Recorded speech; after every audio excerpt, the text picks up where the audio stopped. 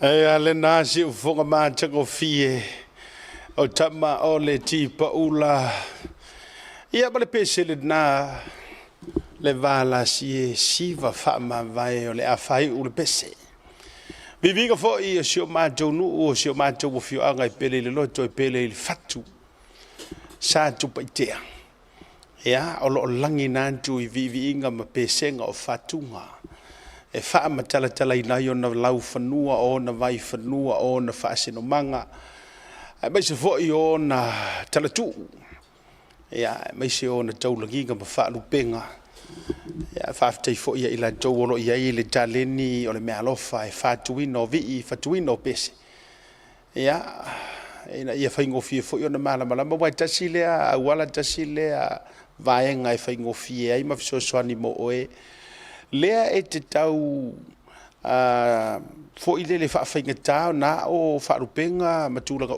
lava o le tele o fioanga. A le watu whaafinga o fie lea na o lautango a ka se vi o sengu.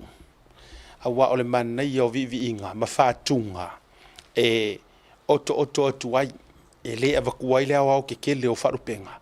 A e te lea ina oto masalangi a kue me o vi o nu.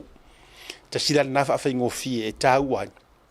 Ia mo ele ke kau popo le afo ile e kau su ese kusi fa rupenga o nga wa esa vale ku ke ia nga ela ku ke fa le ang o e fa ye se tala wa te ia le foi mai to ina male o matua matanga sa ia o e ku fe se kala malanga e ile tala fo ye masania i masua nga le tu ka ilo lo fe le pe tu sa malo fe te tu lunga le taimi te i fa fo se ia ia isu o so i mama iri o so ia mare stroke o isi o so ia mare fefe io ia ai awete e kama fo ki fale yang wa ia nga e lo la ma wo te mi wa fiu so skus fa pen se ka ko video fa kama fa rongo longo vo no de YouTube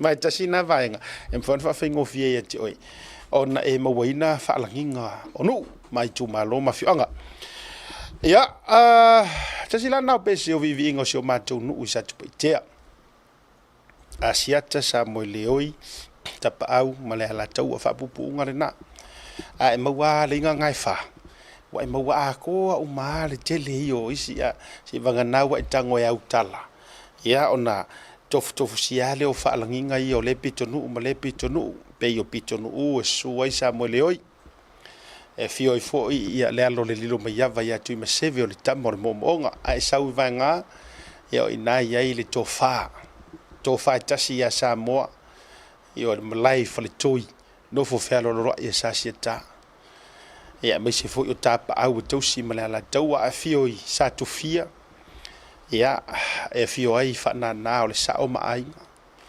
ia me se fo ia o le montui me tolo pa wala u fu ia fa ia upu le io e la te moa wina fo ile fio o le sa o ia fa na ia me fo isa valo mo me so fo te ile au te tele le na e fio fo ile te pa wala la tau le tonu mai pe ai e kangoa o e fa pu ile fa pu nga fa faingo fie nga o ko walinga asiata Samuel leoi tapa au malaya la taua uma a koa a mai leo lesko inga ma ko usio a ko ngai ko le fo ona uma i leo pisu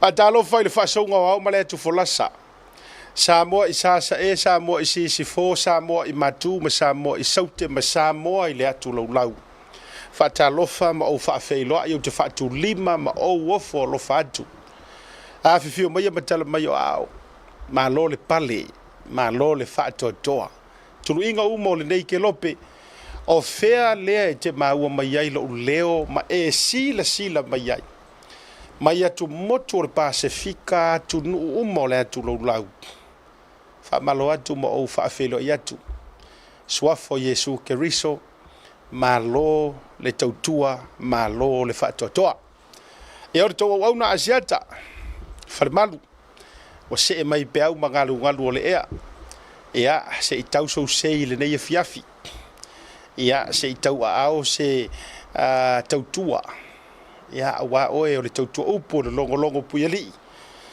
ia o mea sa tutupu o mea o lo tutupu o mea e whaau pea o na tutupu ia e maise o nisi o tātou whaamanatu malapata inga ia o whafangu fo'i ma se whaasoa e whaau Sofia mwe ngā luanga au wā le mati no lou ainga ia au wā fo'i ia le so atu lau o lou whainga o lou ainga ia ma le tapu e hina fo'i o le whanau ma lo lea ma le whaatalofa so wafea e le pai sina o le pai pa ia o le ngā ruenga le tua feoi o le tala le lei a talofa atu o tou ngafa sili ilangi o tou wa tapu vai tasi ai pa ia mamalu o le tua malona fina ngalo o lo o tou tala whaauto whaafale le malu e whaantangata e sea i lea a fioanga ma lea la fanga ia ua lava le tau alagaina o le manu malo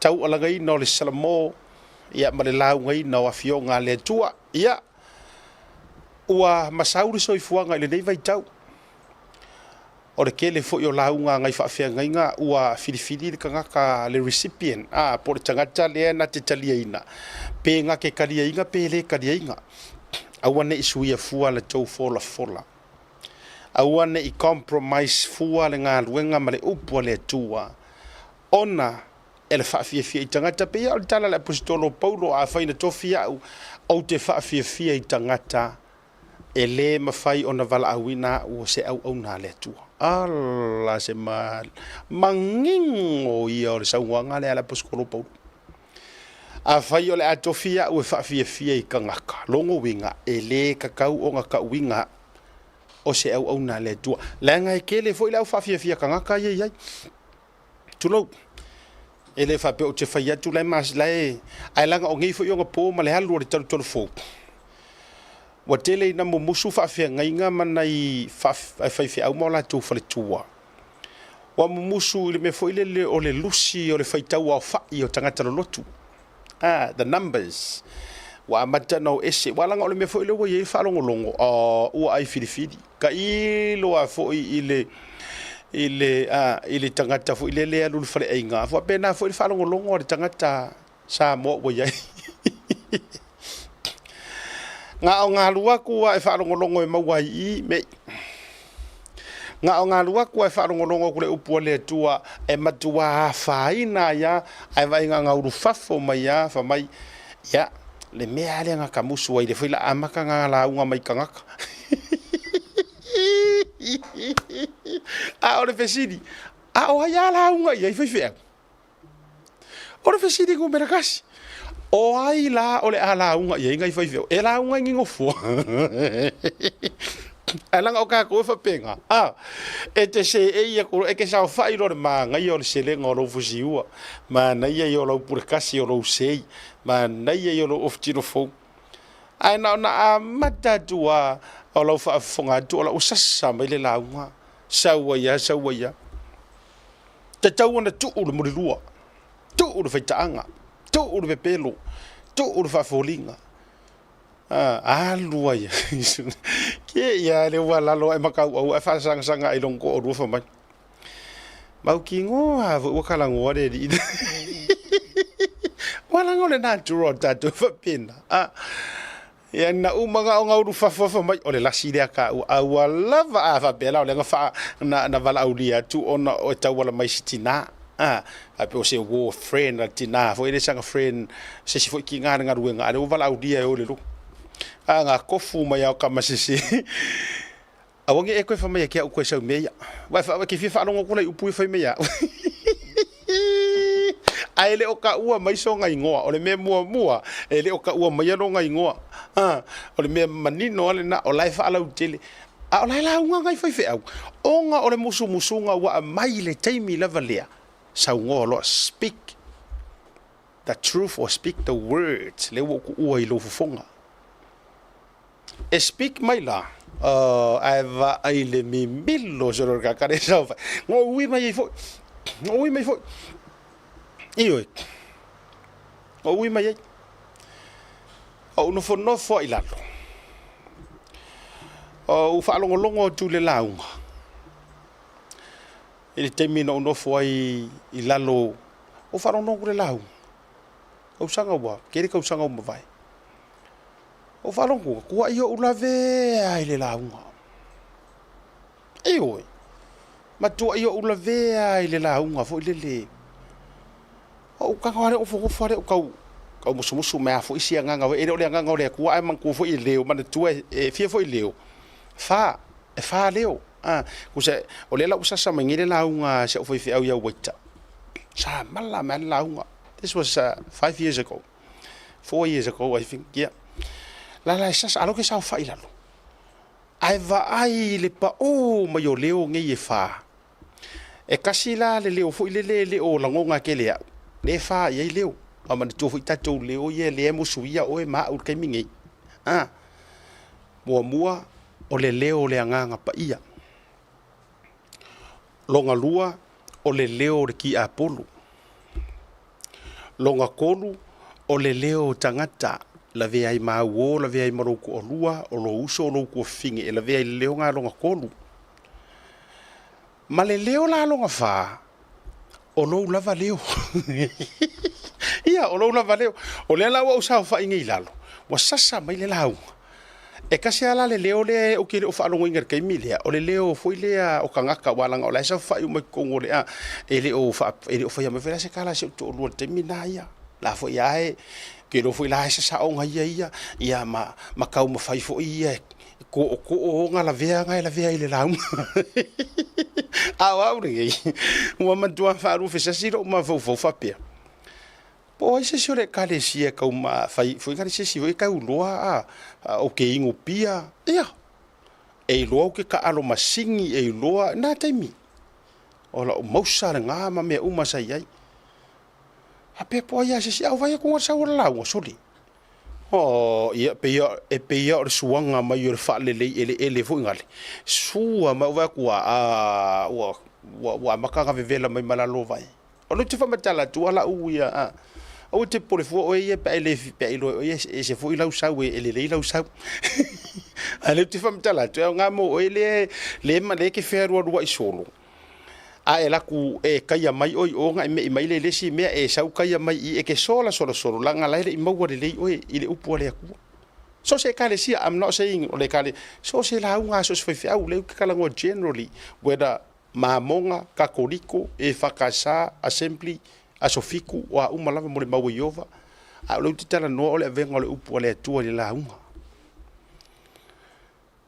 ai nga mau wale o sa ye ngo fo le ye lalo nga mau wale o sa ye ngo fo le ye lalo te lele loto dalia le o inga le ngo le mena ola ye te o le mau le tuspa ia o afionga le tua ya o nga ya o ai e fa tonu e fa poto o me nga ola ilo loko e o mer kai mingi o ke kalia inga ya so se faukuanga ma so se vai nga o te loa ya o ai ma o ai le upore ku mo ka ko uma la fa so fo ile na ma la fa malo si au ane I faia o e wana o se tangata e fia ile o onga awange I faia o e makanga ka fai o le ke fia nga o le o le upu o nga ke pepe you are still a child pa foi la ngo e ke fia o ka ko le mero le o ai nga o ia ai va ai le kafiki nga o nga fa kongua ai va ai le ika a o kua uma o nga mea o le ka fa poko fa le nga ka e do se fa poko fa king o fa university o le fa poko fa le nga o le taimi foi la o kala le ma le ke o fia fa ko fa son o le taimi foi la e ke kalia inga le ile upu le tua ma fa ma wala lo loko ke lo la o kala le ki o fai mai a fionga le tua o mer kuspa ia a le liu o ko ma liu a fa pe yo ngai ka mai kiki mo fa pe a uia pole ale winga ko ngor fa punga le ta ilo ya o fa liu ale va ku ha uia I'm talking personally fa mai a le liu le ki o fa kusaka ko ele fa mai a le liu e a vea o se ka mai kiki ele ma fainga e sao le malo fa pe we A ore upu le fai ele aku hunga sa mo se ma kwa ko ka mai kikili. A ko fa ka mai kikili. E pe ila fe ke nga I le fa ko fara inga le sa mo ale tunu. Ma le afio nga le tu fo mai. A ele li liu. E fa pe yo ngi ka mai kiki. E ke le sao le maro fo la le winga. E lo la ukala. O le mama o le loko. Yes. O le mama yo le loko o le mero ka mai kiki. O ka kou makukua o le makua ele a parapala. Ango angoa. A o le ka mai kiki. A e fasia nge se o wakari. A va ia o le loko le kalangoa ia le Yesu. A e po o le a lo saua ma le fuenga makua paka longa pakua. E o malanga kangi masusu penga o singa I kula. E ke ia woko e kamo e mai koe sau koe punga I lungo vai pe yele ai se mea kupu. O le loto. Teachable spirit. O le loko ka mai kiki. E le fiu I le awa inga. O le mama yo si o ngā loko. Ka kou. Ma fuanga le lea lenga whainga ka nga suia o langa. Ioi. E whainga ka kili. Leanga o lae wha maua lulunga ia. A o le kaimi ngō wha pēha uia ia o le a mua mua. O wha pēha uia o le a. I actually thought I was the A before. But muri yange whaka unua, I was F. Or H. Ia. Le ki ofa mai le aposkolo paulo a. Kala ngoa kula wadi I e whawhia popoko le aposkolo paulo. Ai wha mai le kala paulo. Aua kou ke kau whai mai o ke le iola I le olanga. Ora kangakare kou ke kala ngoa iai. Sa perito me le povaru. Kula fongo yukaia. Sa periko me le povaru.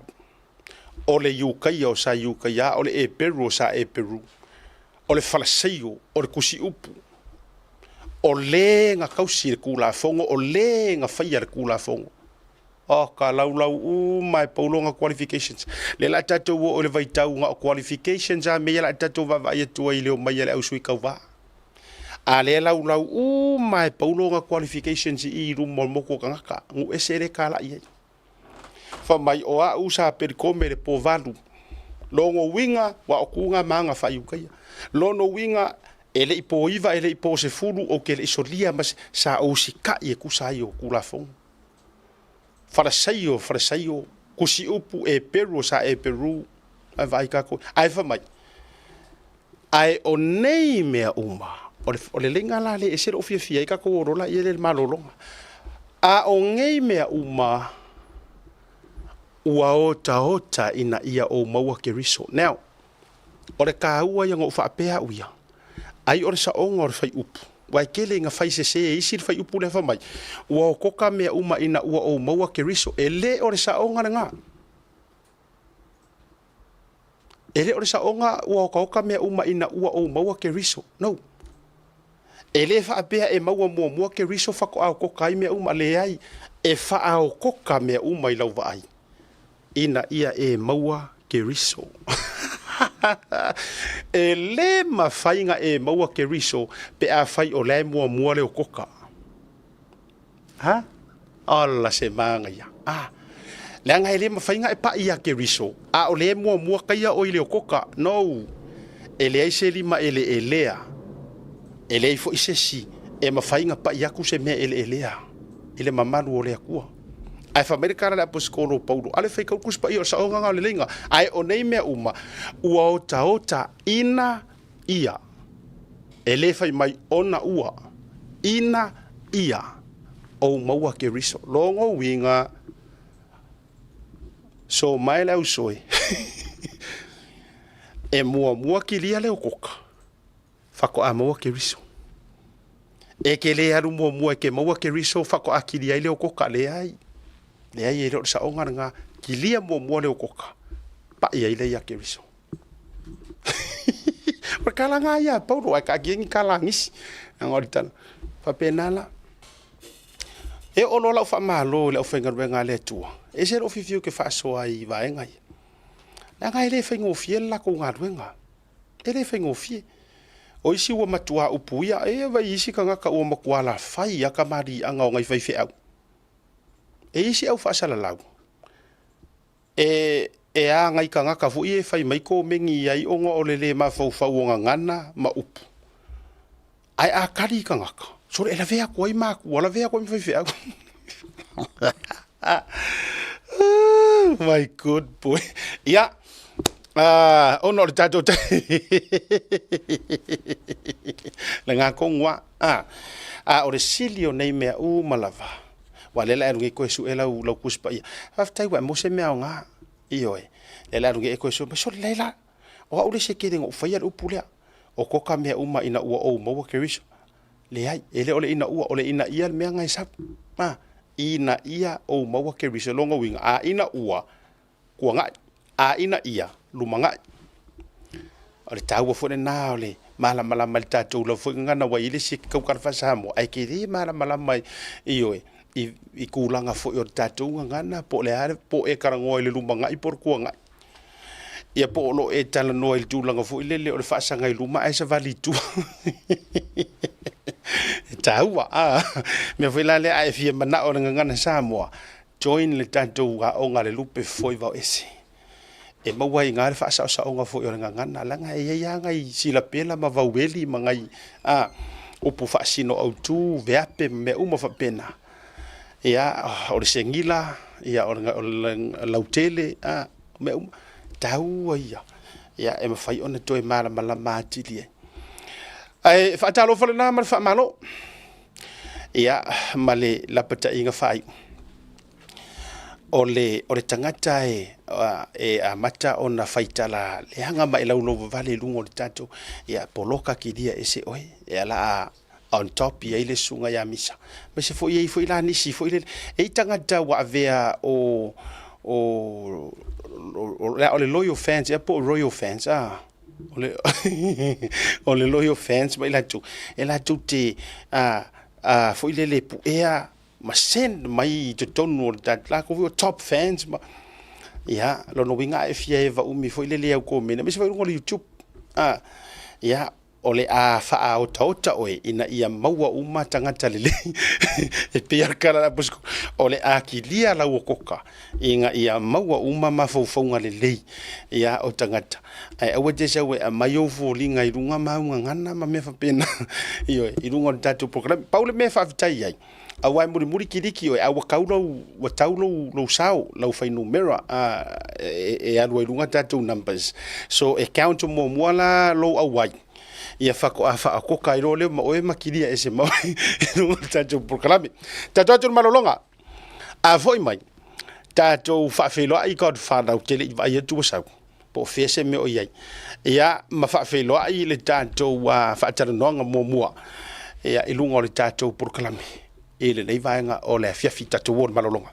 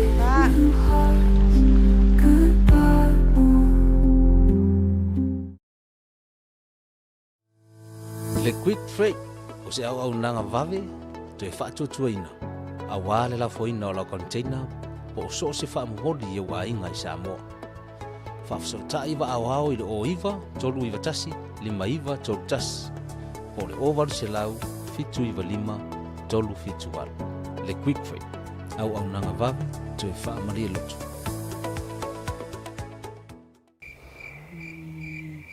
SMI.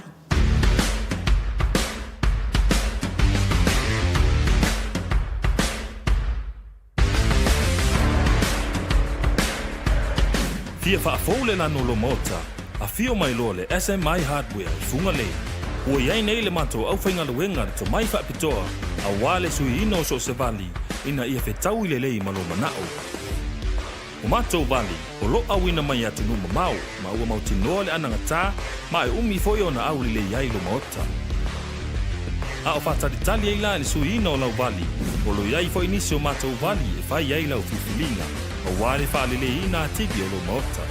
Mo tātou o lo alalam papa au ia tunu i whafu, whafso tai lea fionga ia Maiava Leslie Wolf, a wā o mwhai on tongi New Zealand, ai piki i Samoa lau oka. E nao le filifili lava o le lanu, mātou te ngalulua i le suina, e no piki lea e lo a inga i Samoa. Le SMI Hardware, o lo paanga mo so se mea faufale, ma le fausia ina ua mea angangata.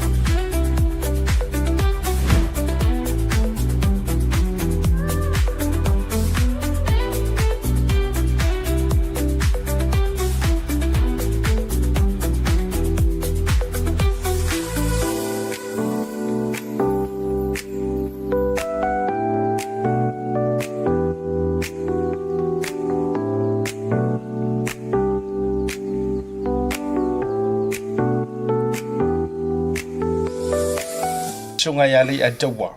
Ya atate le yo fa felo ile ta malo lungo programme. Malo le soi fo mo malangi. Malo soi fo mo malangi ma fo yo. Sunga ka ka pokala. Ka fo. Ya, le sa wa ka ko nginga fo si wa. Ka pro ka ba. Ta ya planta bao. Mana ya la IP ta imagina ma sa me fo pi ka sui me fo pi ai so fo ka ka ma le pi ai pi ma. Ya. Ai le fengi si makala.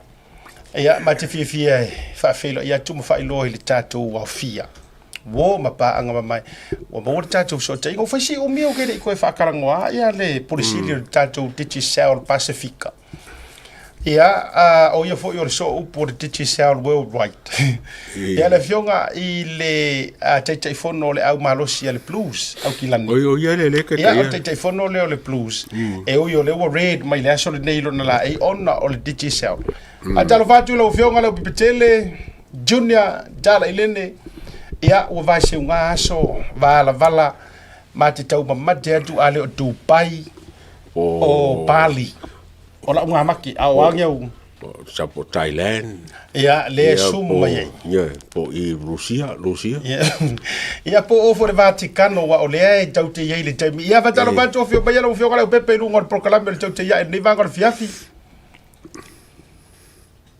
Ia, whawhino ia tu le lua sase lua, ia lau to whaasiata, ia, a me se foi le a whionga ia le ataua. Patalo whatu foi paanga le tātou pokalame, ia, a me se foi ia le whakunga tāpua ia sa moi lunga lupenga te whailangi. Ia, tonu lo munguia lava lua whionga, ia, o whiangai foi mtiutum whaiva long puia li o se tātou watano. Ia, patalo whatu foi le suyo se mātou ofisa, ia, se taimi foi mo melona vanoa mai sa moa. Ia te maita ia fona. Ia walaina o ol tātou mafutanga nea fiaf. Ia whaatalofa ua le vaso o vala.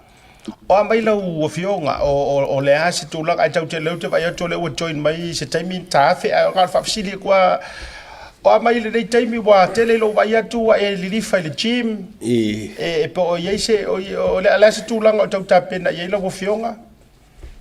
Ia Tau te musu e mo i lau tala le na whai anai. Ia o le a mata se mea ai le uma.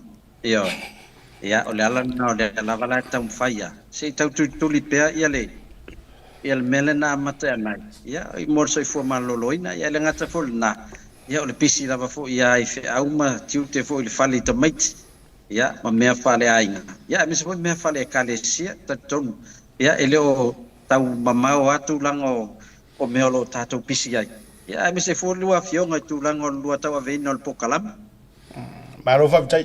O vai atu le paketi foi le o ngaruenga whaia le Blue Wave le sau o le tausaka te nei. O vai atu ai o le peito ti tia whawhena rumai mau i le fika team le talatu i le office. Lei masesi nā rue whaonga. A o le sign up o mau te watu to avalu le au whainga le sign up. Ia, ua mai mau foi le tupe o le latau sanga le au pepi. Ia e, le mea nā leo te muku ai lava nei te whau tau nu ia ulau whamtalanga na. Ia e tono nā ua a vea foi ma walai e lui tau ai fo ia le sunga o la fionga ngā ftasi. Ia na wewa ai na ua umato nation whaafe nai le gym. Ia la wa matan sa vali o e au ta folona mauta blona lawa. Ia kong paunal ma mau le whatanga e lana pule tibi. O na alu wai ai wo tau talo mia fo le gym. Ia, o le ua wha moro zira fia, o le ua le sika lai le sumpa sika moto, o le ua, e mana ia nai sumpa ia organization ia be free donation foi dini. Ia, o le te mai tau watu, o le ua join mai le fionga fo i le, te mai tai sinia mai Samoa, ia le pepe ona, o le na mau atu po, o le te mai tai ia fona, ia whatalo fatu i runga o le ta. Fauna flora, ia whatalo fatu i lau fionga i runga tatu Purkalame i le ngang whaalalo. Whatalo fatu asiata, whawhetai so le wo le wo maure a whanua whaau le tati tala noa ma whaasoa fui e tate wa aila vai leo penga te whailangi i lau sunga le whatoa ma whai leo na uwa ai atu matala noa. Ia e momoli atu lava fata alo fai le mamalu fu yo lo fa peona mole va no e fa fonga ma va ai mai fu i lungo le tato Purkalame e se le matanga o fia me se lava le matanga o la fu sanga se wo pe wo ko e alu o le ile loku si le mai o le sai a mata tu le so ngai la be se va con la unha pele oi alo ma o te tau ta pena e se la pisi e yo no no o le meta o e sa o ala eu não sou goi aí era singa ya a ole foi ma o te foi wa foi desse satisfai tele o le o tele le do no fai do me asiatsa e o le foi lá o fia foi lá o foi lá desse tu fim do le e deu asiatsa Ta no fai ia o vai lá tatou le taua e taua awalanga sa tatou va ai mamao i lunga o penga te whailangi me tūlanga foi ia e whaavitai o le ala ma wala fionga valas ia le fionga valas i le ua i lunga ia ma le tua foi la o lua lau fionga lau pepe ma lau sunga le ataua o le whaavaele o le ainga i oe nanga o le kenge o Saramasinga o le kenge nga fofoa i limo o le varasi mo lusi fia lo no winga la a fai o lua tausia a inga ia o le lua tina e fatina o lua tu finele o lungo le a o lua uma o le fana o falo con bene o pepe ai ngai foi punga mai le au ia fa talo fatu se fa monia foi lungo tatu Purkalame o mai o le mau o le te join mai Samoa ia o mai ia si o tatou atunu o le nei taimi ma tulaga fo i galuega tatou tele io i faapitoa ia faafetai lava asiata mo le avanoa mo le silafia ia o lelei aso ia e femoumou aʻi lava uiga o le tau o le isi taimi ua timo o le isi taimi ua lā ma maivela ia e pau lava le mea faafetai e o loo saoga lē muma e ui foʻi le tele o faafeitauli ma faalavelave o loo faapeona tutupu tono o seu tatou atunuu ai o loo viia lava le agalei ma le alofa o le tatou tapaʻausili ono lona puipuiga ma o loo maua pe le saoga le mutitono o seu tatou atunuu e me se foʻi i galuega ma tiu te fai o tagata taitoʻatasi malo faafetai lau fioga le au pepe o le ama te tau mamate o fea le ke iaigai le keipilegai walaga no ou tau maua tala i te leo i niusila ia e lelei le faafesilia to fea le te iai lenei taimi asiata ma le ia taua ia e le o mamao ale mea le tautu atu ai ia ona e te se asa foi lua o mai isi matou foi vai pe se uia o fale ia o nei le mele masano na sauno mai au pito ia o mangele api o ngato tonu le o nei ia o kilani ia mi se foi fatu no ino pisinisi ona si le fia le le ia le ala foi na o se asa o tu foi to vai pe si mankau ia ona tautu ina la le malo le tunu e nei mangele ia wa pe o ile to tele ai foi ia tele o customers al tatu company le al titisa ia mai la to lango lango tatu pokalame pe ona ia status alo Malo pe. vai po update lau tara langa ole melo te vai to yo manu rewale tu mu vai ali tatu titisa ole ari E ho mea karo mereka ka e pia mali mela ia. E ho magele le sa man rewale.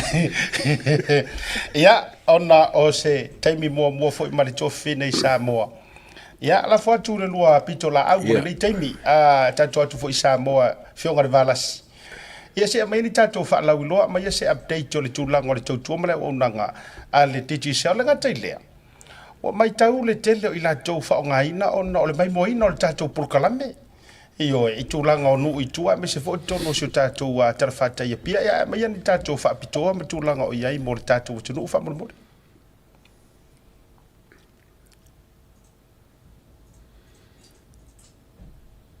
Afi ona ole nau ta inga lava le ia longo pui ali i le mamalo le tinu o lo ono nofo ele ngata i Samoa nei ole atu nu a lava i so o se tafo le nei lalo langi ia pe ole ala fo i fia fo i wa maua lava noa mai sunga ia le au pepe o le ava no fa aurol nei o fa to a maua le se ava no le mate wai pe o le vaenga le utenga lue ai o le vaenga o le mai cash e pe foi le o pomala e o le vaenga le pi e le ta ua tele i le vale ma tinu o no foi mai fa fu o no le fa nga ina le o nanga le e receive vai pe e mau ai ia se le ni la foi na mai tinu mamau e pe o le ala tunu na o fia e ua mau le ne ava no ina ia fa ala wi lo fo i ma fa mauting lo fo i e o lo fa pe ona tu fesili pe moni ma fa ma nia le nei vaenga o mai cash ile digital ia pe o la ole aso na amata mai lava na fina faia le fa ala wi lo le lungo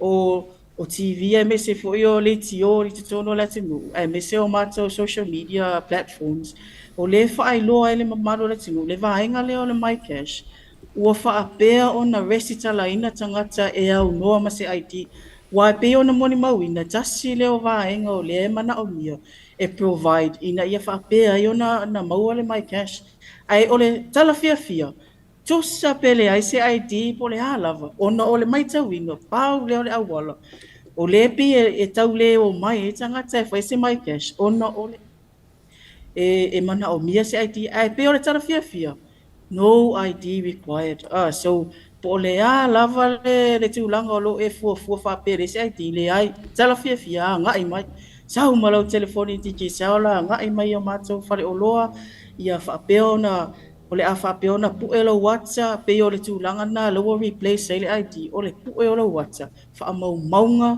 update a matou system ina ia ngai mi tala selen ala e mawhaiona wha maunio o he lava le ana le mai cash le pe o le sina vaenga o fia i lava le tatou porkalame nea fiafi e me se o lo o le auta o le mai cash le pe o sata ia mea tō tino tate fia ia i tu le i le matou company tele ne o le mai cash le pe o le vaenga le o la wallet lo personal wallet ina ia mawhaiona whaatino ina i whaatau inga whai i whaatau whai le cash power whai tau pap matulanga na fai mai lava i lungo lau telefoni.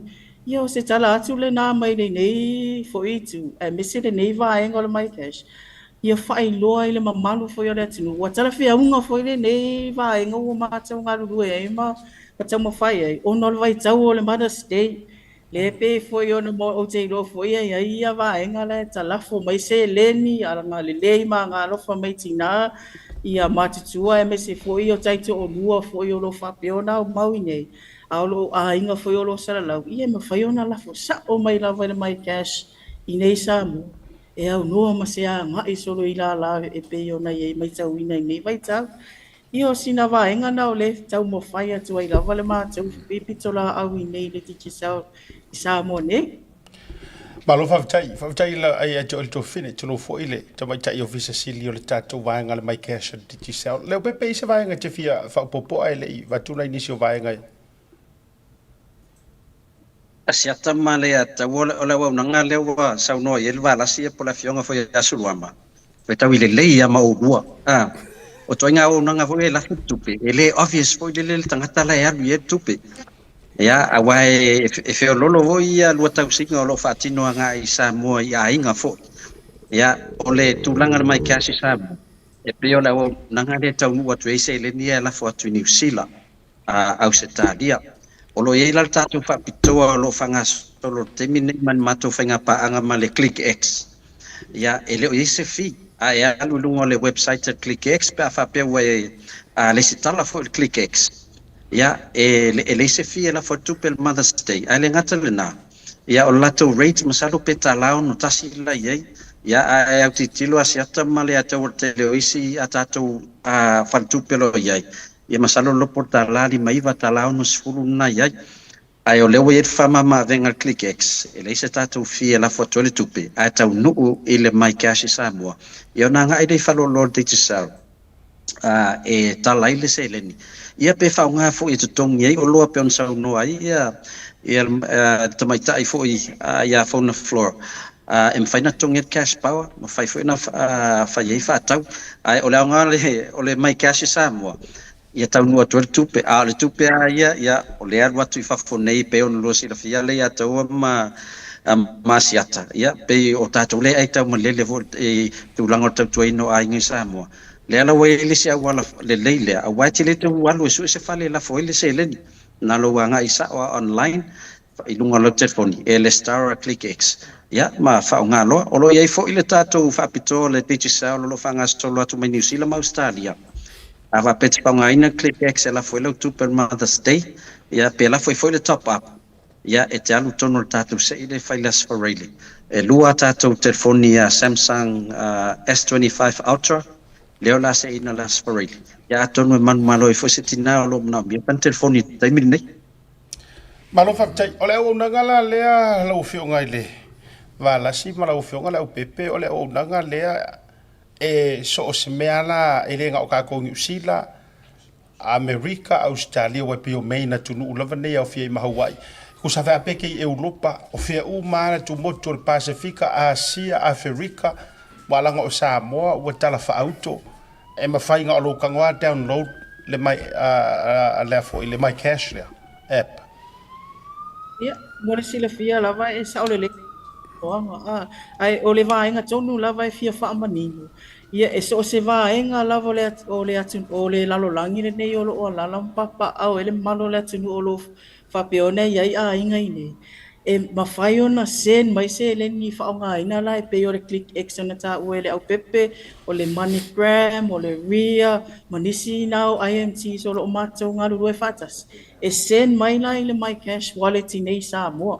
Le digital My Cash Wallet nei Samoa ia selen ona maua lava le tangata ia mai nei ro le tau malanga e whaari le ID fea ma fea ai o le whapea ona maua lava wo fiki mai rungo le text rungo lau telefoni digital ia ona whapea la ia ona nga e whaatino vai ngai pe ona whaamatala tala ina ati No winga ia le atau no o si fo le wala ke lo kako Samoa e se fie me lo ko foi ai o le lave o set up e se vai nga o ko e fenga anga ia ia ngai kama fo mai kinga mala ko fo le lo set up le mele wa nga pa me nga mi o set up ia nga alu le la ko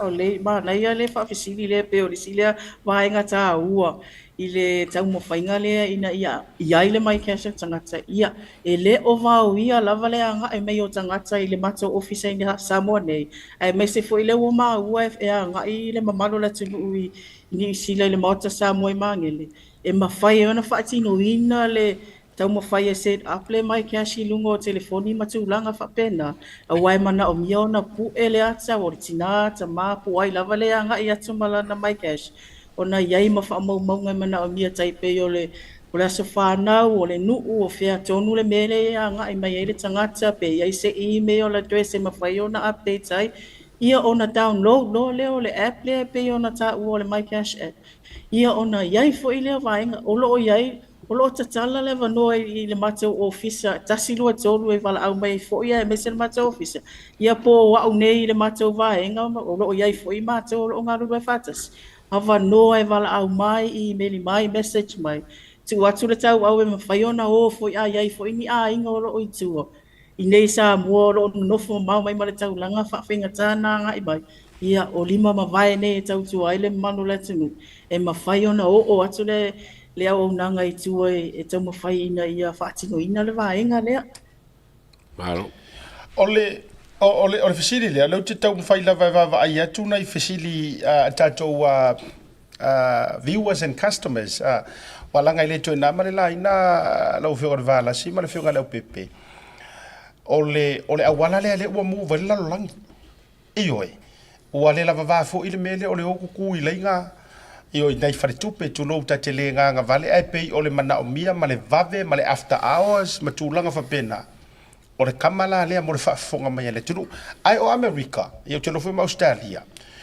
O le kele ia o app whaapea fu ilele walanga le fisiri mele o Amerika i la tau Venmo o la tau Cash App o a umana le lai sau whaafisiri.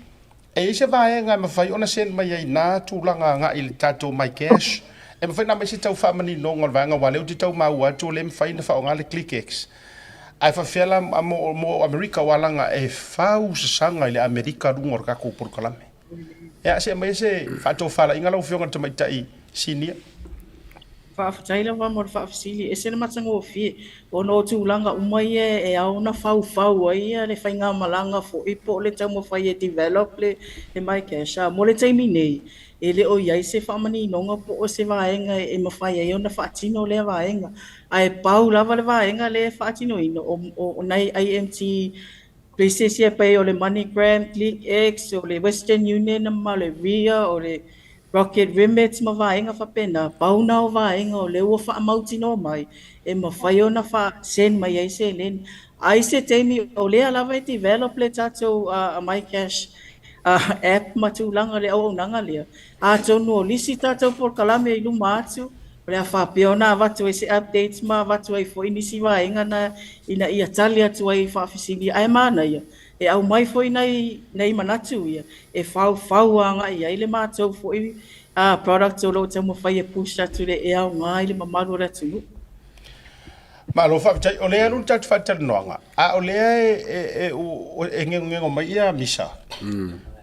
O lai whao ngā misa ia le tatu producer. Ia le ClickX a nga i le My Cash o le mea whaila leo teo fuai o le inge i umasio to rua malona a inga au tele i ropo i le fora foko pesa o le foi ngai long kinga o le foi nei na yona matua ia alanga o le wa velo na na we confirm le mana ia mare vavi ia ma mea le wa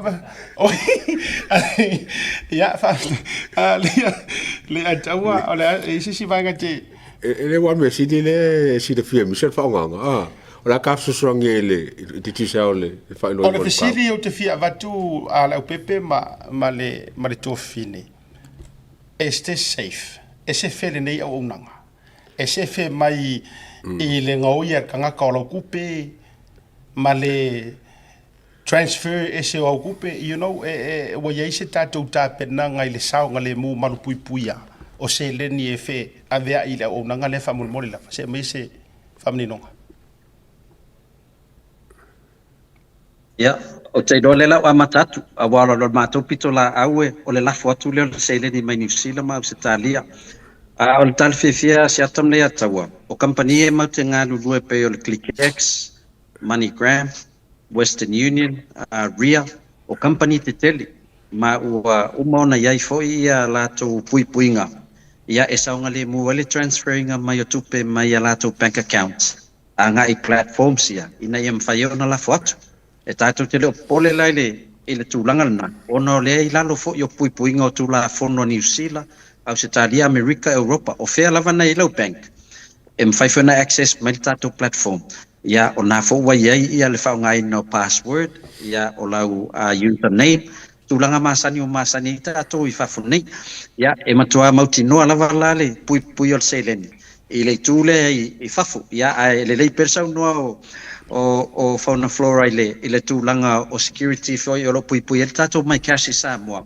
Ia, wai pēr tūlanga nani te ule I loa lau te foni. Ai maua les tangata. Ia, poani pui ngā tātou company o iai le tūlanga. Whaftai lava mo le whamini nongo le vaenga me se foi le fisili o le whita ua ia wai pe o I le pe e tele na tu ia I fisili a tangata e pe a matua ngai atu.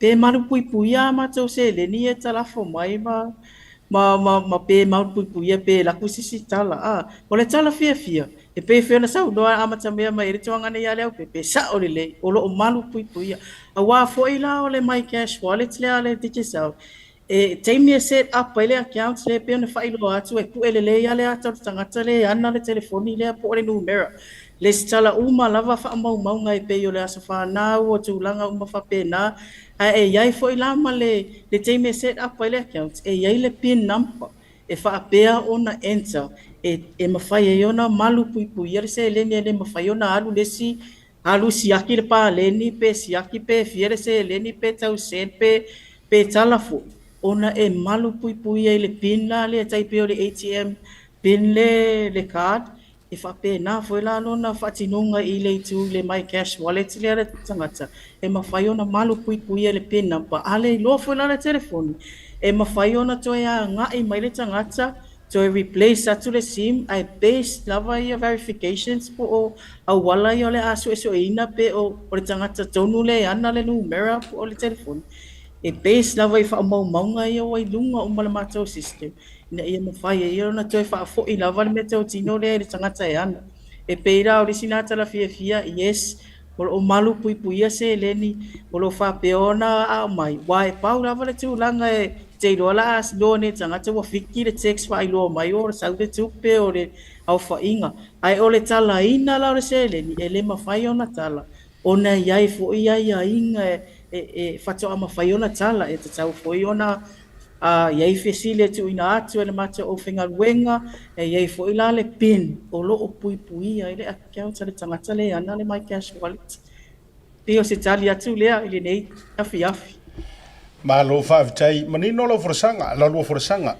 awa o tua uma o nei mea uma o ina ia maru pui a marisao nga le mu o le fepasia inga ma le o tūlanga I se leni na ia o le no mai atu le I lunga le mai cash le na mai le tatu siata le na mai I le lima felo te vai atu te le lopo le limiti e se limiti o le cash e mafai ona faonga I le mai app le mai cash le fa mole o le fesiri wanga I mai ai le tato mo te whatata noanga nei afi ono I le fo I le tele na iai na I fesasi ai I le loa fo I le tangata pe fia le tupe mawhai ona teu pe tu ina I te tono o le my cash wallet lea mo le sila fia o lea fo I ua lua tato my cash wallet o lo o iai le mini wallet ma le full wallet pela o lena wha manino atu ina I ata o lo wha peona mai lungo le tato live o lo fa pe mai e lima afe le mini wallet o lo na limit e lima afe ai o fe fata wa inga matulanga uma te fati noa pe tala mai tu e lua afe lima se lau I le asu pe o le famani nonga la na va inga le mini wallet o le mini wallet ia e lima afe lava le limit o le se leni ma faiona receive pe ala fo mai fafo pe te wai te tonu ai e lua fe lima se lau e mawhai ona tala I le aso. E tai pei lava le whaatino ino ATM cards I le tele o tatou banks e local banks. E iai lava le limiti transaction per day e mawhai ona withdraw. E whape na fo I la le tatou my cash wallet. I le mini wallet lava la le tatou te anga iai. Ai pe iai se teimi luma ua poiloa lava le tangata ia ua o tele le sau o le se le ni ua pasi ma le lima afe. E iai foi le vaenga e mawhai ona na watu le malo le tunu e a nga e mai ma se ID e au mai la ina ia increase le limit o na wallet I le se full wafi o le vaenga la na e ta o le full wallet pe a present mai la le ID ma ia ina isi foi vaenga e mana o mia mai le mato officer ina ia fulfill la le request ia ia ona tu'uloa le upgrade i luga le full wallet la le se full wafe le tu'u ai te tonu ae 5 afe ia daily transactions ae pei o le mini wallet lava le ua default sanga ia any new my cash activations ma tangata wanga mai e automati lava le maua o le mini wallet le 5 afe i mawhai ona teu iai ae 2 afe 5 se lau daily transactions e whaatinoina ai Malo fatai manino le fa manino ngai le fionga le kingi sak piki e sera kama mai o tamai ta o bato iwa kama mai kele o ko vai la o maya ke ngor moku avesa o il mega kai me o mai cash iwa ele avea isi avesa o tu langa la o mai cash iwa ko ki foi le your cash o le si fesili o taulo ma fau lau fionga il valas o ia wa ka ko mo providers ia nei le Vodafone telefoni tulanga fa pena ia ia se afianga o lo downloading I know it's a digital but considering o ese telefoni nisi me tulanga fa pena mala to provider ese afianga ese mfena esa no mai tulanga le ia fa mo le fa fesili tu sa lava pe Vodafone le telefoni ai lava le sim card digital e mawhai lava ona iai le account my cash lava ia le whai iai le digital sim tu sa lava pe o le telefoni Vodafone ia wa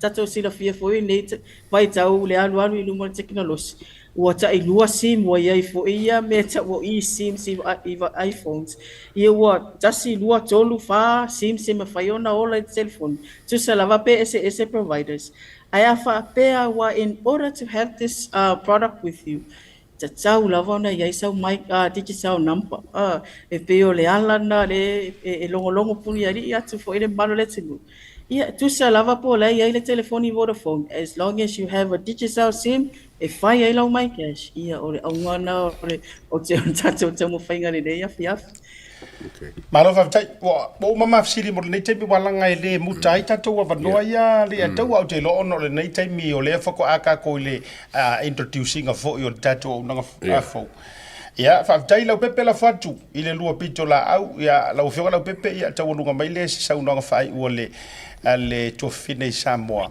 ia ai po afo ini tato fa ala wi lua to fa manatu le tau te anga tu ile fa ta waina o le aso sautina fa mo ia masalo le naua malam lama le tele o vaeng le apo tau tua ale my cash ia pay for your level tato tau fai fo e promote tato e taimi wa mavai ia le tato tola au pe na ngadwe male clickex ia maisia tato providers ai ole mo tato lo no foi New Zealand ai mesa tato New Zealand e mfai ona fa so tai mele o lua tasi lima ono tolu fa o lua tasi lima ono tolu fa mo se fa sili ia manisi vai ngol tau tua e mfai ona so sonia tua ile matupi tola au nei New Zealand me se foi la tu au Australia ma America na foi mfai ona so tai mele ngole o le tato Facebook ia va ve foto so tai trote ia mfai foi ona fa solo mai misa masiata ia televisi anga ia matou ngalu e tum pesta mal matou vai nga fo e taliat a e faftai tele mo le avanol nei afiafi ia paule tu langa o le matanga i ma naita ia ta po le matou plus ta longa maletua ia palu avanoa ma le ataua ia awa le wa matan ke se malia tu se matou au itonole o top 6 ia o fangta foi au le lunga le o mauti tiro mai tu ia malo fa fitai au te lo ai ana fa nga le lu mo TV si kuea ngai lo le o ma fa sire tu kai au la foto ila o fio ngai valasi fauna flora ia ta wo mai se vai nga e te fie sau no ai awa fo nei vai aso mo factor ia fafta i lava si ata me se foi godfather me si li lo uva aisa o ai tangata no ia le an we ia te fanga ia so your godfather malo lava se tu ale ia taua malo ia e pau lava tu langa le fa pa ia tu le nei tu la o le molia tu lava le nganga fafta le muta le anga whaafitai le mamalu fo le tunu e tā ua uma ia e le ngatai nei Samoa au tangata do o alalam papa au ia tunu mamau i le ofo alofa e ala le se le ni ma le whaunga ina mai ore au nanga le lafo mai se le ni ai pe ona sila fio le tunu ne o le tunu e telele alofa e tusa la vapo le ale whaafita au lima mea e ta uroai nei Samoa e pe ia alofa mai ai ia alo tūlanga fo na le watu ai lava le whaafitai wa ana le se no fo ile tau ma fai mai fo ia a inga ma pa anga lo au mau ia tunu uma le nei laulang e le ma fai fo iona fia ma nga i meta nga tau ma tau mot ma ma tau atunu e fa nga ina mai ka se tala i se le ni ma tu langa fa pena ai ave fo ile nei tu la e me se mo ile on behalf for le mato CEO le management ma le pulenga atua ma le au fenga wenga titi sa Samoa e Pacific e ma e mo boli atu lava alfa anga le sautina le nei la nga ia tuai i le asosa ia manu ia me se foi ia dua pa anga dua tina nei ia mo dua tina fa po ni ia sia tama wale ta uma wa o ai ia manu maua se asosa tina manu ia ma le fia e me se o le saunga le mu ia wai over foi do le fia ia o ia foi nai fa ala vela ai te talo ile mana o le ali ia pui ia umatina uma ai me se foi ia mo se south na fia ai ko anga ka sen mai ia se le ni tina nei Samoa o tina mo ia le nei Samoa ia o se panga le ia fa time la ia se no bai dau pepe io le ai e pauani ni e uma le tato po kalame nei te wolo tua ia e le ai masa utala na faia ia fona i tulanga mana foi ata tu fa ta donga le pi tau faute isi bai lo sung lo fionga le valesi ia maro fa manu ia tu fo ile ia le aso sautina ia te auto mo se tato watunu ia se tato no atunu pele Samoa mo fo ise aso sautina fia ia ma fata pena le lei sao nga le mu ia awale fa ma tuina foi o le aso fa ilunga ina o fata wotina fa tai foi le una nga ma tautua te le ai si fesili au mai ai o le ata mo fai foi le oto mai nei ni so fesili anoa fa mau maulalo ia ona fa anga le moni so tatu fa tatananga ia ai ona wa o iso ka le foko a join mai ia manisi ia le pe fa fesili mai a o nisi fo fesili wo manga rua karia ia o ne ngalo tatu fo lungo proklame e to available lava tatu proklame nei en fana e to mata ina mai moina alu ai amatanga fa mani nonga e le fionga la pepe me se foi o le fionga valas na e te lo itali e te lo ni so fa fsili ya mo tatu uma ya maru tele le fiafi alo fa tatu o tulu i Samoa ya maru fa lo tapo inga la so tao la pepe o la fa tuanga awane e maure malai no fo le ile fale file mu le awa e sere o maila o maile drua e matua fasi fa mo al to la so tao alo fa tele atu la o fionga valasi maru le fiafi la pat so foi e malo rosi foi di pepe ai ki no el fia vala singa vai mai ya ui ai me sia o wa ka ko le o le matanga out of fisia mai ora me ai sa wa la marcana le fa mai ka ya ka ki fanga o le wingo no workout father le min mai ia valas o le mere o ke fia o ka drugs o fanga ko sel yo ko terminate ngor kama fai purpuru terminate ngore au la fa kau ai la marcot fada leng fa ko ia tele ia oi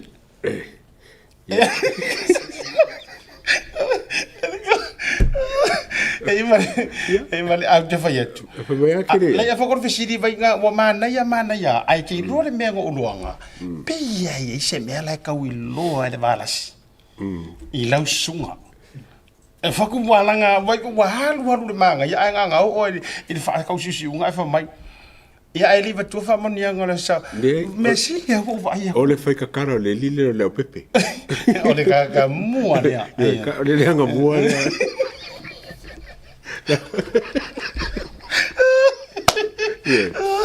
e di fa wa nga ko di fa pero ka mo ke lo e lo so ka nga la inga Ia. O le tō whine, o la ue vai le valas. O te whawhitai, wa matana, o lea e tō tele, ia wa e kere a orgaka ia o la au. Sa o lea. Ia, e whawhitai fo ia i la tau e o mai ia, o lo whawhikainga. Wa lu te whalonga tu whalupe me ia le au pepe. O le tau mai ia i ma lau fionga suruama. O suruama, o le sao tama ita ia patu. I vaiala. No winga la e foi la le pito vaiala o le tua fine o fauna flora ia le foi la nga fa mai o ia foi o set paitia so fa tai o le e awa o so ia le akau e makua fa manga ia mamar ka me ki sava I mar ke sava I ka o ia so mi sava o kiri ro ska ka mai so ia so ia I ke mi a mai o nga ia vai langa kere na nga wala ngai o ese sava so e fainga tala nga ela ngo ngar mer nga ngai de o ia ke fa mai o kwa fe le pa sa le pa nga o yo le lo ia nga ta tu malolo va ar ver ka mo misa ia e o Sofia mer ka malo fa mai o mai misa wa ko kere o si de fia mai o so mai o misa ko ke ma fa la mai I used to my cash. My cash.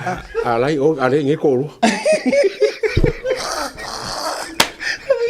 Nge ko ro nge ma kwa. My cash. I use my cash. Ela sa o fai my core camera. Ni ki o a ko ka refare pa boka poka no. Se sungu kasi voi misa. Ya, ta jora. Mai no. Ko vai o ko no fosi mai. Le fosi mai el producer le fo mai.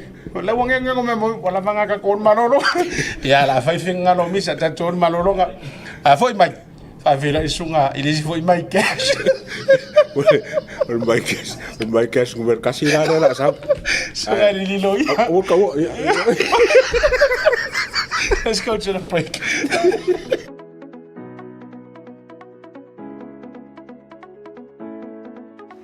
Hey, have you signed up with BlueNet yet? No? Well, let's fix that. Head over to www.bluenet.co.nz and hit Join Us today. All you need to do is fill in your name, date of birth, phone number, and a few other details. This helps us get you set up faster. We'll also need a photo of your ONT serial number and your modem. Not sure what an ONT is? Don't worry, this is what it looks like, and every house with internet has one. And make sure you have a valid ID and a utility bill or government letter to confirm your address. When you join BlueNet, you're not just getting fast, stable internet. You're also supporting shows like Tautaiae, Breaking Waves, and Sports Salanoa. Your BlueNet subscription helps us bring you more content. If you sign up this month, you get $10 off your first 3 months. If you have any questions, call 0800 258 638. Join BlueNet today.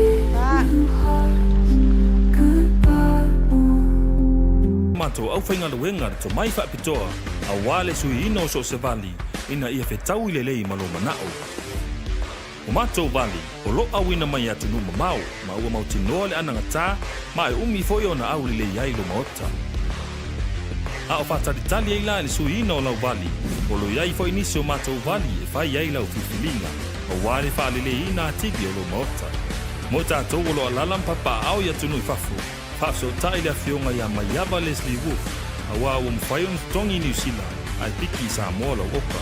E na o le filifili lava o le lanu, mātou te ngalulua i le suina o na piki lea e lo ainga i Samoa. Le SMI Hardware o lo paanga mo so se mea faufale ma le fausiaina ua mea angata.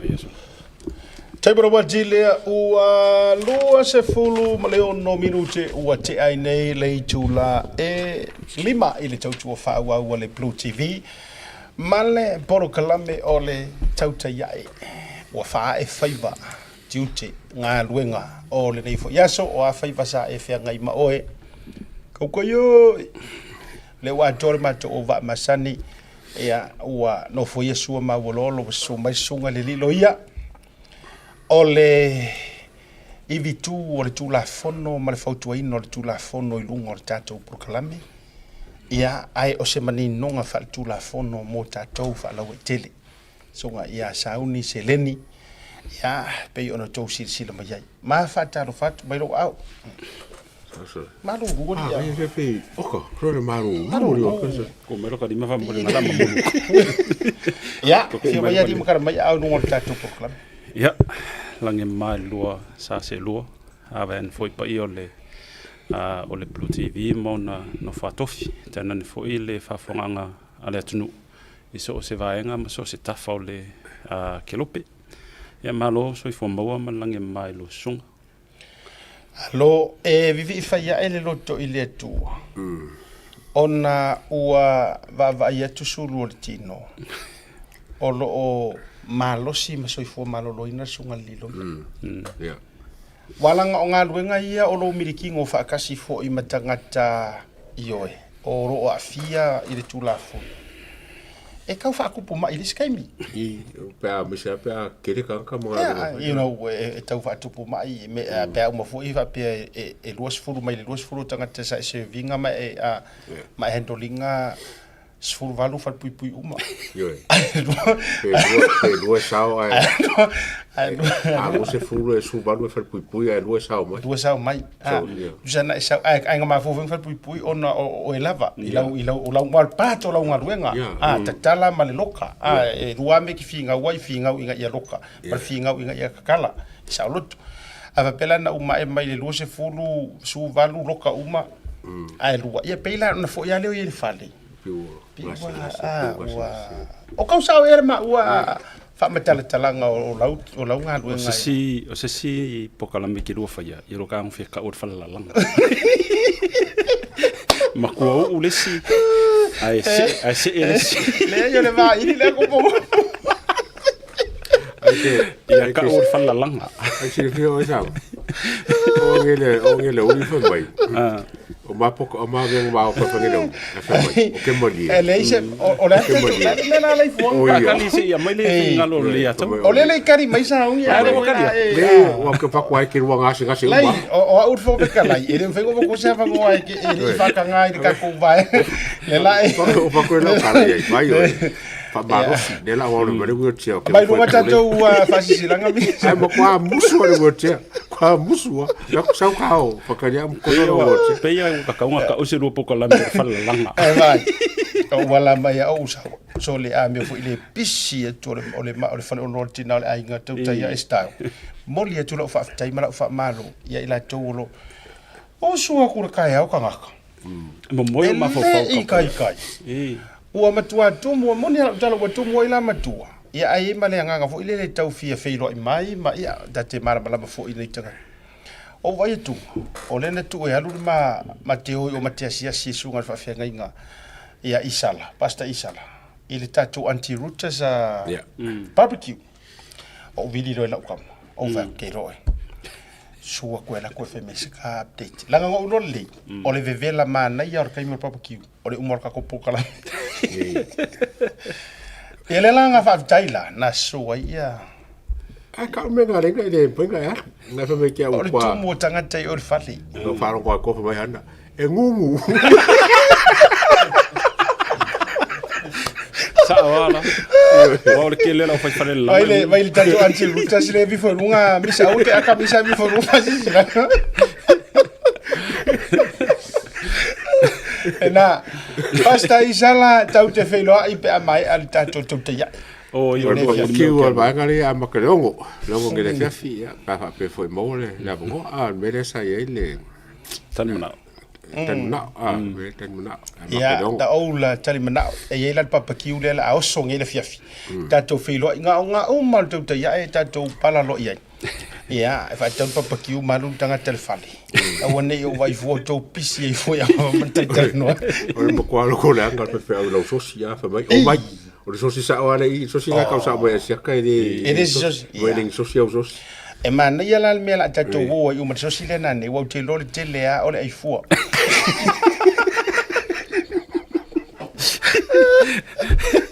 O le kofo. O le kofo. Ia. Ai va maru lua tu o le la tu. Sole. O ke kausa vali mai lalo mako ske pukua. Ia man tu le timu me tau se e lo vai fu le. Alua tau sila fia la se tau te lo po le mafaki po le wawa. Ia o mo mia ya ure so ni tu langa. Ke ro e a por poka ma ka falo ol vai. Le ai o te le trusting o e le ar fai lo atu mal pa ia lo te ke le trusting o me le. Ia e vale ne ya so.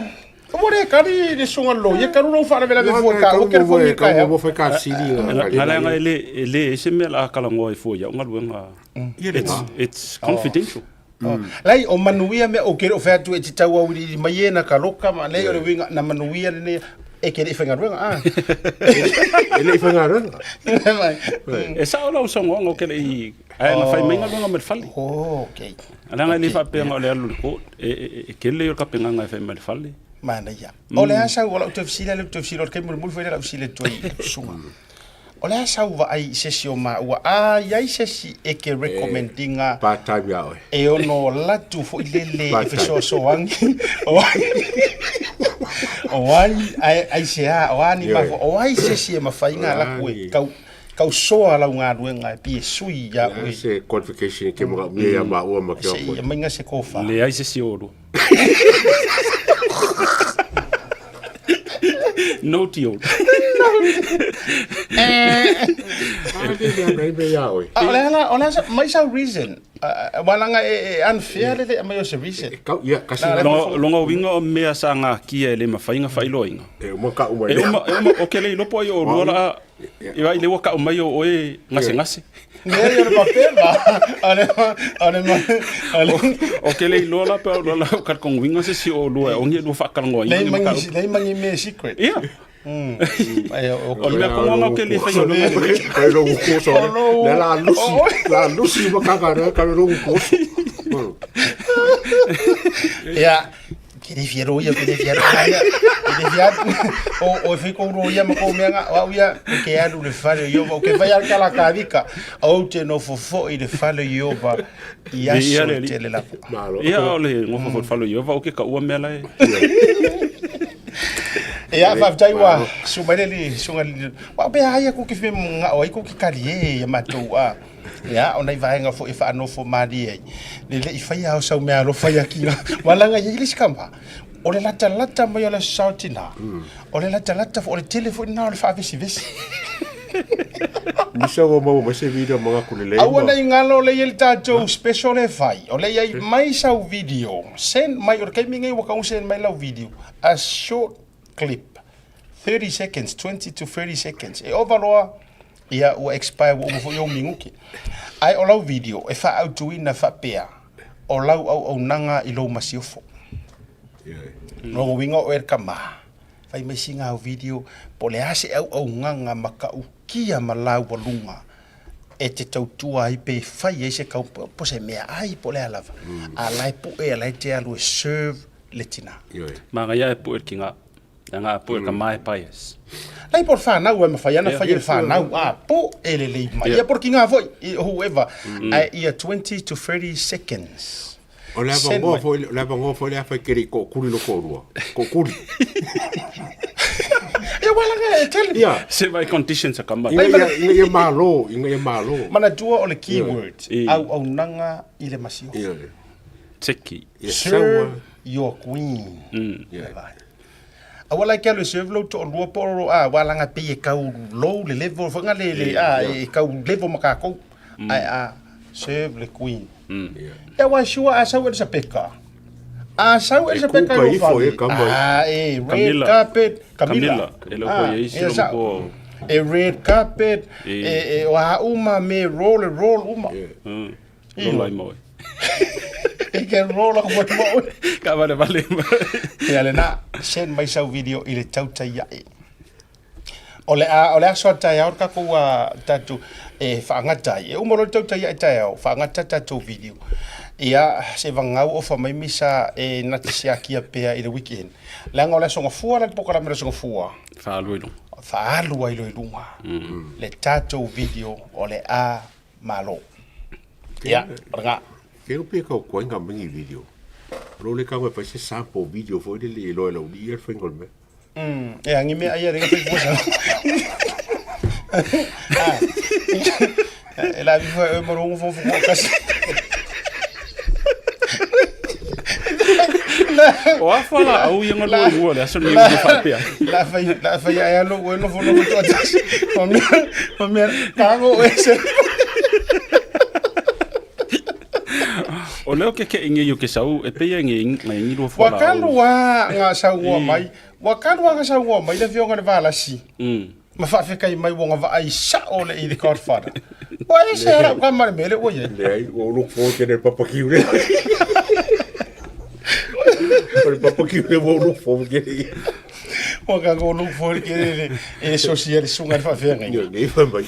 Mai asia ka de se social mera ke. Tato wola nga ngi si ko e umolo ima to wo sa tato fe lo ava fonga mal tato anti routers barbecue and restaurant in Otara tau te fe lo ina pe mai al tato tu te ia ia wai le te mafu ia fa mai pa o moyo Onar ka mira fa mai am ka barbecue ia tale no mai al tato Loco luz ful mi ke leong Ya. Ole akar vai fo vai do maros, do maros. Sau te mai. Yo, aga bu maros. Na e sau a lewa e aka le wo vai tunga sa oi kararo maku oi pepe, oi makaola. Yo. Nga sa foi le kokoro. Kokoro mo do ske. A vai en maros, yo maros ye. Ya, o rosale. Ko ole ya Godfather umale vai la au. Yo. Le leon of kokas. Ia, ole le leon mo no foto atasi. E foi le Vai ka ko isu. O ke ka fe kai mai a ro mo. Tato mo se fati ana tato fasi silanga ia. Ia fa mo mole ia ona tato wal le tato issues. Ia ma tato was so for mas fa na jo ngol fitu se fulu tu sanga. Ole tama ia tui Enoch Mangele Ria. Manuela tonga ro fitus furu tu sanga tama a lofa le tua foa inis tau sanga se tele mo oe awa le tatou martanga le lilo langi a lofa anga mai lo ainga malau whanau. Fa upopo ai ma wha manuianga mai ali a jaua sa uni ma asiata ma le tau te iae manuia tele lo fitus furu tu sanga i le so lau fionga po lau sunga tui Enoka Mangele Ria. Maska kupak. Perfect. O le si tatou a se soifua o le fitu se furu ma le lima. O le whaamaoni le o le tua i le sunga i a whaamaoni Pritchard. A special shout out today, May the 8th, to our dad, Manga Yalani. Yeah. Our dad and our papa Whaamaoni Pritchard or Pritchard. We wish you a very big happy 75th birthday today, Dad, Papa. We thank you for all the sacrifices you have made to raise us. We are proud to be your daughter, son, and grandchildren. We pray that God fills your heart with peace and joy. May the Lord guide you in every step of your life. You are the best dad, grandpa in the world we could ever ask for. May the Lord continue to bless you abundantly. Whaafetai I lo tau singa ia te I mātou le whanau e ala I lau. Tau singa I tau sanga I tele e o mai I le yaso. O oe o se tama e sili ona le lei maloto alofa ia te I mātou le whanau whaapea mama whaamanuia le tua. mo o e tama, Papa, we love you, Dad from Siala. Done Josefa Junior Sam and Grand Gits. Ia, ai whaupopo ai fo i mo mātou o lo whaanga. Ia te o ele tama. Whamaoni, Richard, ia ilunga o le proklame al tau te iai. O le isi o le whaso marwalu tausanga, o le sunga ia whata taulanga pasi. Happy 48th birthday whata taulanga pasi. Ia, ala foku ia sauni, se e whaitawina tuanga tātou lo whaanga le whamana mole. Whamanianga la soifua o si o tuanga ne pele whata taulanga pasi, manu ia tele le atuanga lo whasfulu walu tausanga le so, aso walu o me. Ia alofa le atua fo ini nisi aso se tele mo oe, a wati uti mawhai walo whianga iai. Happy birthday, brother. Alofa anga ma whamanianga watu i Melbourne, Australia, i lo tua fine Salah, Lila, ma muli anga tele pita, mau nephews, ma lau niece. Ia moli atu ai fo i alofa anga o le tauta iae, ma le pokalame tauta iae, le sunga le ataua, ma le whetalainga i Asia, tai vaipea fo i lo nei tangata whatova i lau sunga whata, ma le atoanga o lo whasu wal tausanga. Happy birthday. Ia, happy birthday. Masika ko paki mo i lato uma. Ia, nue tele o tau wasi soifua, ma so whanau. Ia, siri fo o la whautai. Ia, o le tua i lona whamaoni o tau soifua. O whasisilanga whamole to e vatul tātou whasisilanga lea mo le Bay Area. Tātou whasisilanga o le tātou whatasinga whamole pe o le tu inatu. Tau tui e whamaene o tailo loto tau sā moa mai le motu sā se e pa ia le motu tele ia o le whale. Niu sā o le tui manua se e pa ia fo i le whale tapa au o le ala taua. Ai whapito au ngawa se whamatalanga i sui umo la inga fast o lo fio malala i tono le Bay Area whapea. O matanero fa popo si o tatou ma tafale le tu California. Leo le vala au tuai malenganga, ma le fa lalo le tatou ainga fast.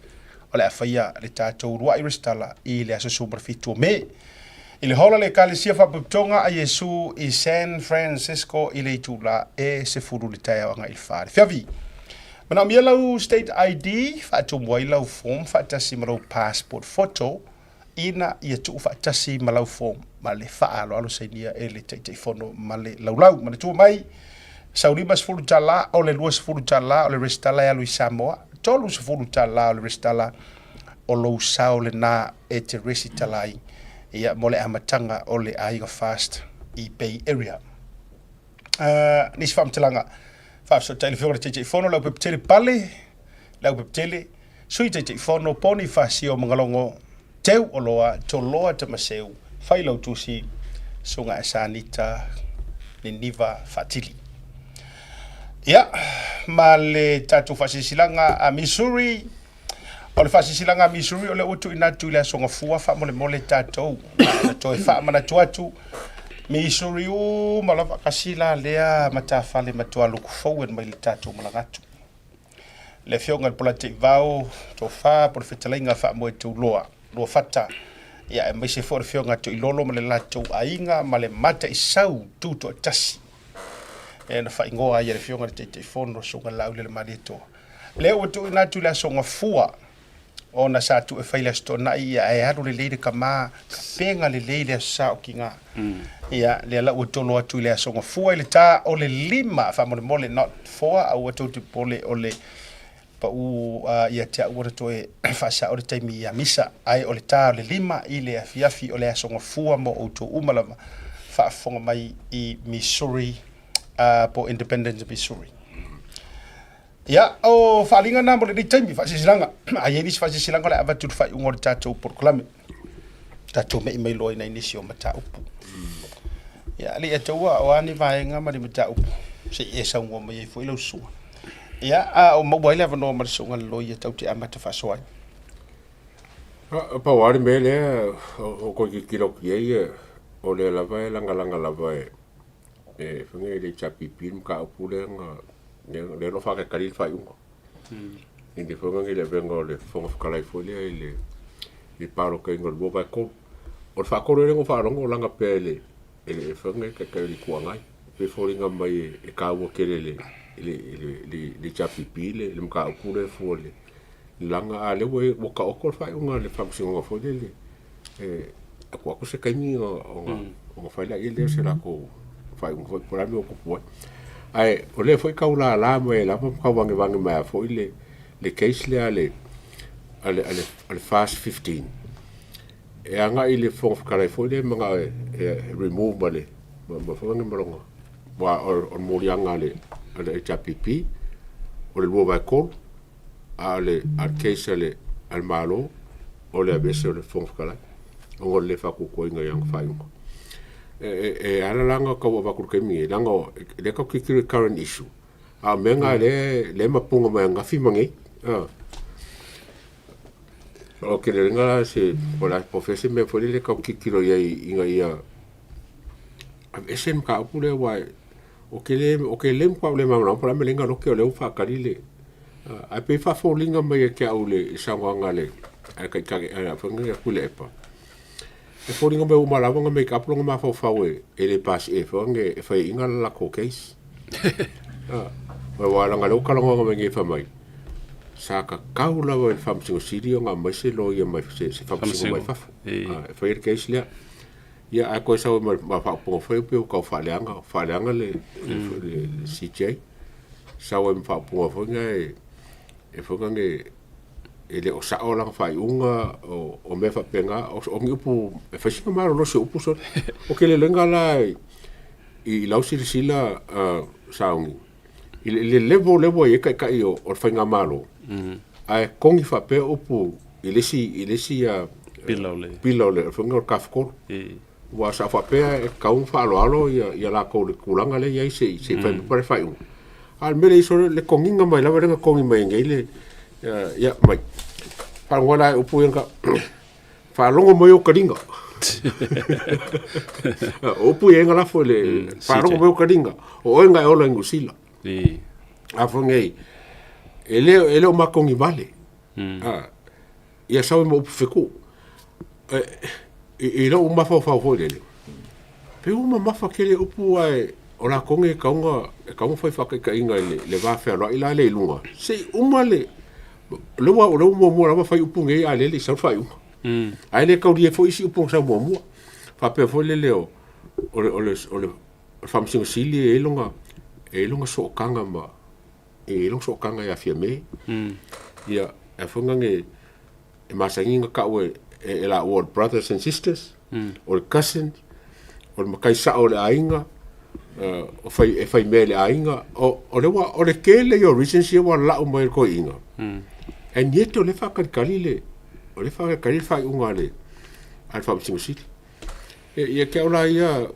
o ke le lola I lau sila foi le kula fongo pe ko ki o contempt of court plus kai lo ye pe po ma sila kala le fa ku wa a fai o le fainga le manga ku fa ka va o le kai le ko ngai which is a former PM ye ola le simbele ko fa kai le ra ko tiro ke le la ma ka foi la pe ka kala ye la bongoa e fai aso skala sisis ma ya le silia ale sunga le atawa ya e kele yo le o vaanga fonga le kava aka ko va ai le history o le sunga ya tule pa male HRPP. This is not new, and o le danger fo ile o le avingi o le malo si anga falkula fonga le kanga po le human rights and the freedom of expressions le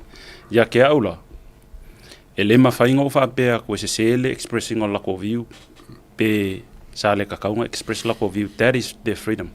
Pa e paule fa ngonganga pe vai pe o puinga nga e kango ko tu mai o lenga sa ngo ele sunga ya kula epa ku sa lo nga kango fa le anga le ia le famasingonga ai lai se fa kali mai la ko fa yung and that shows the respect, le level of respect po yaise sanga ia fa lo longa ile famasingonga pele ai ena fa pe upunga lo won kango onga yanga nga pointinga le si chele el kamingi ole a ko fa kio fo ila si chele el kamingi pe afa pe onga yanga nga selecting ai ole ala intention nga lenga nga filifilia le famasingo silile el kamingi a lo ko fa kio ia ke aula ele o yese fale ko ngol sa fa i o le famasingo sili ele case nga avaku a le HRPP anga il fon fe kalai o le famasingo sili le ko e famasingo sili fo i le fa iunga wa ke lola fo va i famasingo sili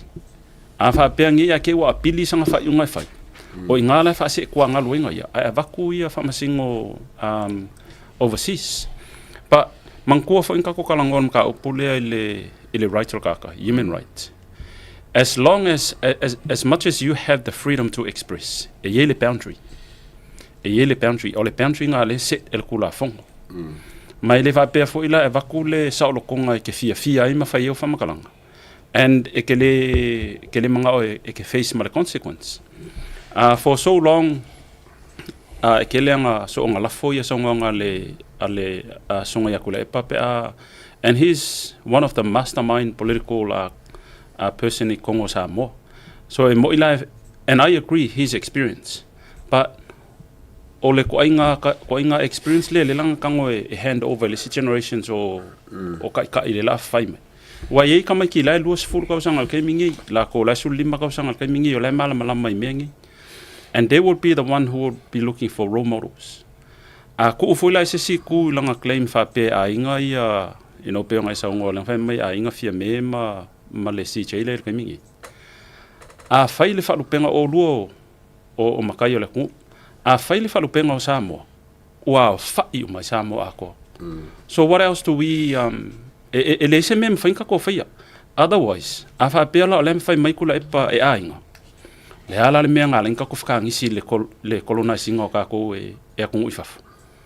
And the interesting view is because ele mafainga kako avesea le conflict of interest ya ila ko o holding ia positions mo lulunga le ko ma ila ko fo yo le isi va ngole o malo but I do believe e paula val me ese ko kilo kanaka some people they have integrity in them some don't e ye kanaka o la ye la ko o la pele ya la ko le la ko profession e ye kanga o lai fa mai e lo ke fire fa maungi a display la ko mela fa makua I opposite o le se senga langa and I don't think in an inch if I pay ye se mafo fa o le o la ko lo sa fa I lunga le bench I sambo e mai se lava lunga le Supreme Court e le fa ngo fie fa la ko fa unga fa ngongi pa o lai fa ile fa unga I lunga o lai so solo lava I lunga ko la fongo e o foi la vaenga le ko sulima because o la ofisili la wa manko le kala ngoa ko sulima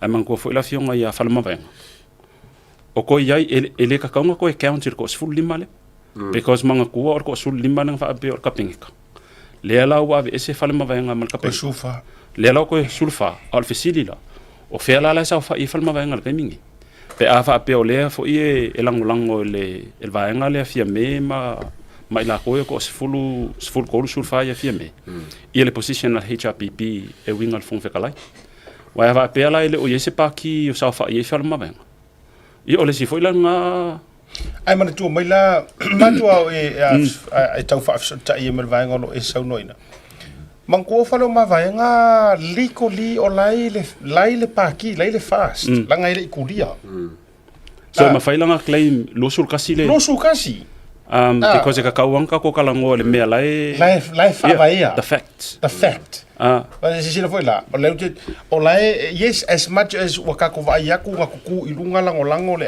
and ia tatou foi le supporters langa ka uano o foi ni tatou too personal ma let our emotion take the best of our judgment alving all tala si la foi la o ko ia ku ngaku ai ia se sui o sanga galua maulolo tavita ngaku ai lunga ile tritulunga enala no fatu le fa pe a me o se situ o lea ele ikulia ngale ongo kaka okudi legally o lo sunga o le loia o le tula fono so lo no winga a tatou foi la I me ta o fai numera e lua kasi fast onga le ko ngofo e fa ma ba ngal sa fo inga le asu onga ai aku foi lunga ile liko sawa ola ile as long as ola ile le afo ngi la ile le soa fo falma va nga ile lisia le office of inga paloka ma le lisia le MCO ola fo acknowledge ele kai fonga o le fast por kai o le fast le kai mingi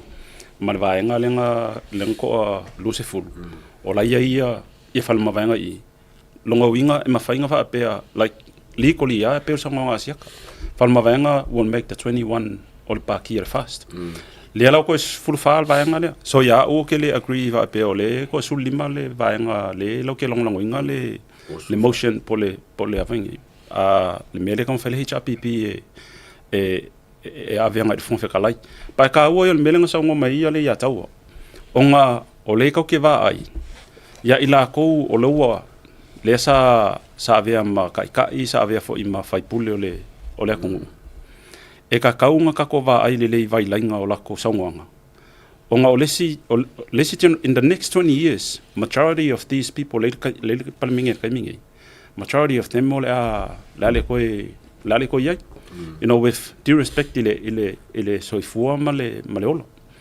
ai e ka kaulanga ka ko va ai ngai mafainga fa ka penga ingisi alo mafanga o sa mo lo interest po kiki sa mo e fu ile fainga lo fam kalanga e le mafainga survive le democracy without judiciary e le mafainga survive because o pila si e lua o le e sa fa I le institution e kasi mo o legislator ma le longa lua o le executive mankuala o le judiciary o le la ko maka faioi e lau ke kau mafai e fa palinginga le conflict I vaenga e lua e fau le legislator ku la fongo o le judiciary o la ko fa malua mo la ko fo I apalainga e le va pe la fa mo le legislator le opposition ia fa mal fainga malo pa pe e lau ke la ua la pisi o le ko nga fa pe la ia le e sui mai e le se recycle machine le judiciary alu waku la fonga la pisi fo ile sanga fa inga fa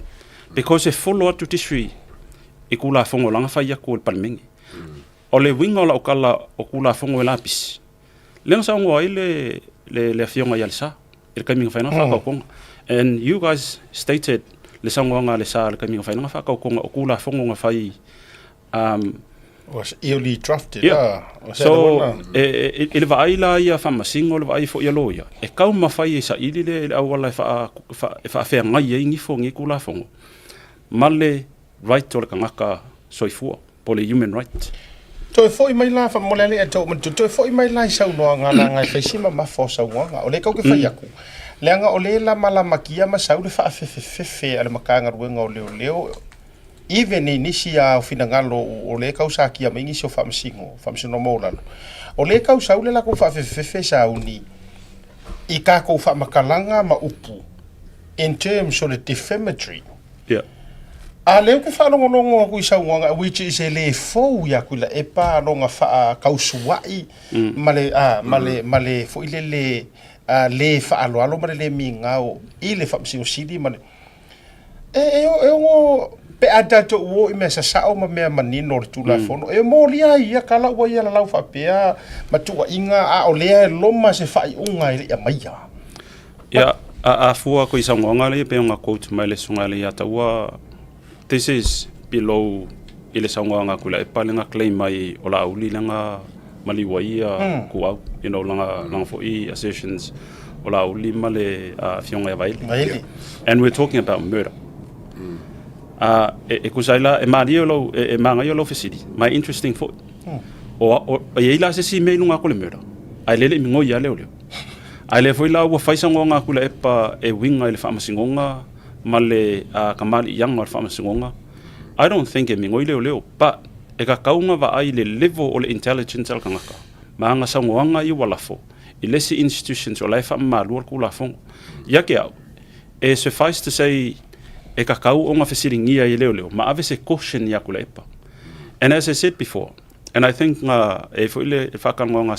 sa mention ai le sunga fo ia pali I se si kau whakangonga last year freedom of speech and your human rights e iai le kua oi au le kua oi lai vase le kula fongo le anga ile mawhainga e sanga e le whape e fo ilo oe ko finga oe o le whaipule po oe sa e parimia po o parimia po le minska po oi lava ma wala la e le loa ai le vakua oi this is your disrespect ele fama singonga mai wa ka ngia foi lova ai maua lalo ma lova ai mai kula fongo sa e kango fau.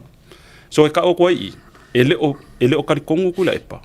E sa o kula fongo lang kango fau le kai mia o. And that's why yo lo ka mafai e uzal me vanga le lo ka mafai e poke ia le fam singo sili. Fa longo mai o kalinga. You know o kala ia fai le and whatever excuse you have if for low excuse ile level low intelligent leke fai mai ia o kalanga ia kala fa kausuai la wa kaule ka it can be consider o laua contempt e kula epa ia le ko laua failanga ia instructions fa longo mai o kalinga it's instructions ai laile fai fai unga alkangaka o laile authority he doesn't have the authority e mafai ngon kango fa kongule le fa masingo sili po le decision maker e fai ele fai unga patient mena manga o inga ia and that is a disrespected kula fong. It's almost pulling the CJ. Yes. If I say fai unga ongi sa occasion mele manga o. A lo vai ye incidents in New Zealand. Politicians make comments towards the judiciary. Makua I vave ale le palemia New Zealand. E shut down. Ma remove comments ngai. Ngalengo I efeke ngai loa ia vaenga ia kolu ole pillars ia kolu ole democracy. Like we know legislator male executive lefke ngai kamingi. Ai eleanga lo le judiciary. E olonga ngakako ka ngofi politicized judiciary. Lewa ka ko ilo inga le leia e ko inga ko ule politicized ia le judiciary. Kele o kungu Afrika. La le memo. Pisal palmengi. Ko so la le ai se institutions e lauke upholdinga ia kula fongo. Makau mafai e mai le palingi le ko ngafa palingi so sa yekere ko ke. E le mafai le kaucha ngalako au mai yangi fa yunga sao. Le nga sao fo I le nga ngu ia manga principles, manga ia boundaries. A saule makai mai kwai ya le paka. You know all of the sudden ku yaku o e mau runga la ku yaku le mali ko. No, we all know e kukusa mali level and we will debate.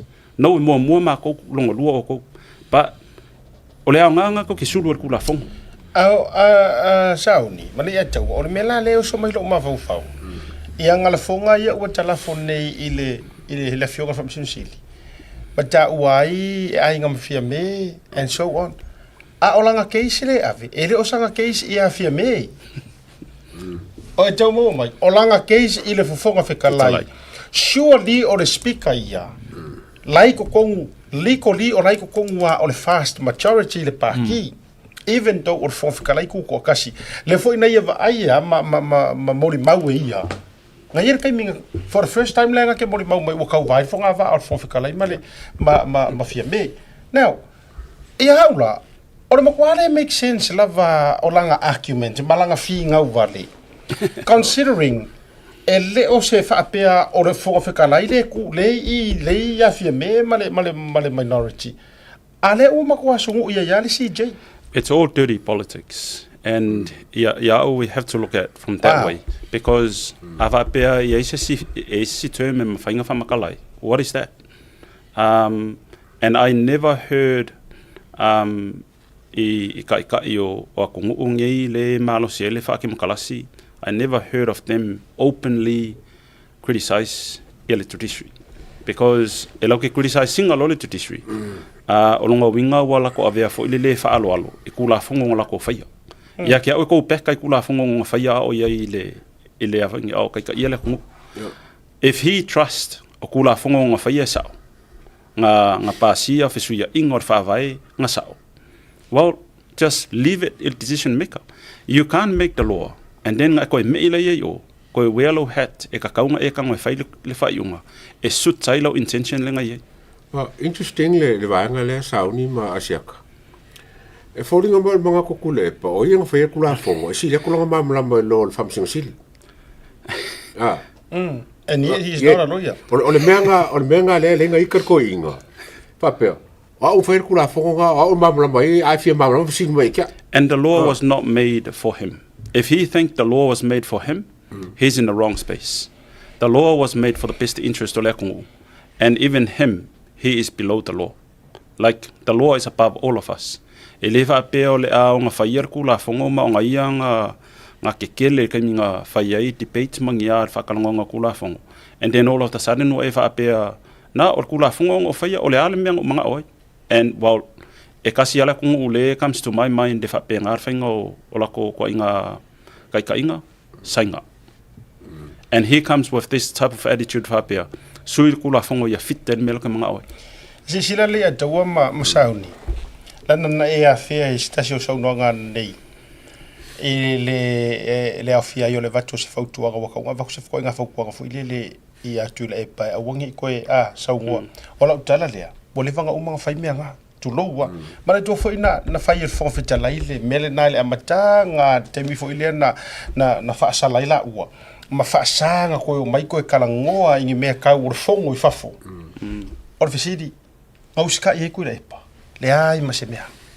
le ai maseme jasia le wa sa ngo kongwa a godfather olonga ma fau I am the lawmaker me alone me myself and I ele o se parliament it's me eu ia nga sangi mo pa so therefore you listen to me a o mela le confusion fa so a ko isa o ile si o maku confusion nei marela lo langi is he a lawyer is he a legal like a judge o yai so nga fa wala ngai le fa penga kango o longa pawa malanga pule kuku nga feke me ke me yai ma male ma ko ngoi ngisi nga wa I mai ngo fo lea o le attorney general fa fekai ia Herman tulo congratulations langa wo matua Herman Ritzliff avai de manga yo langa move le wa vem fam singo ngi alo winga ye to fo mai la tala o le mafo no ko inga ro ye pa fela o feka ile feka ye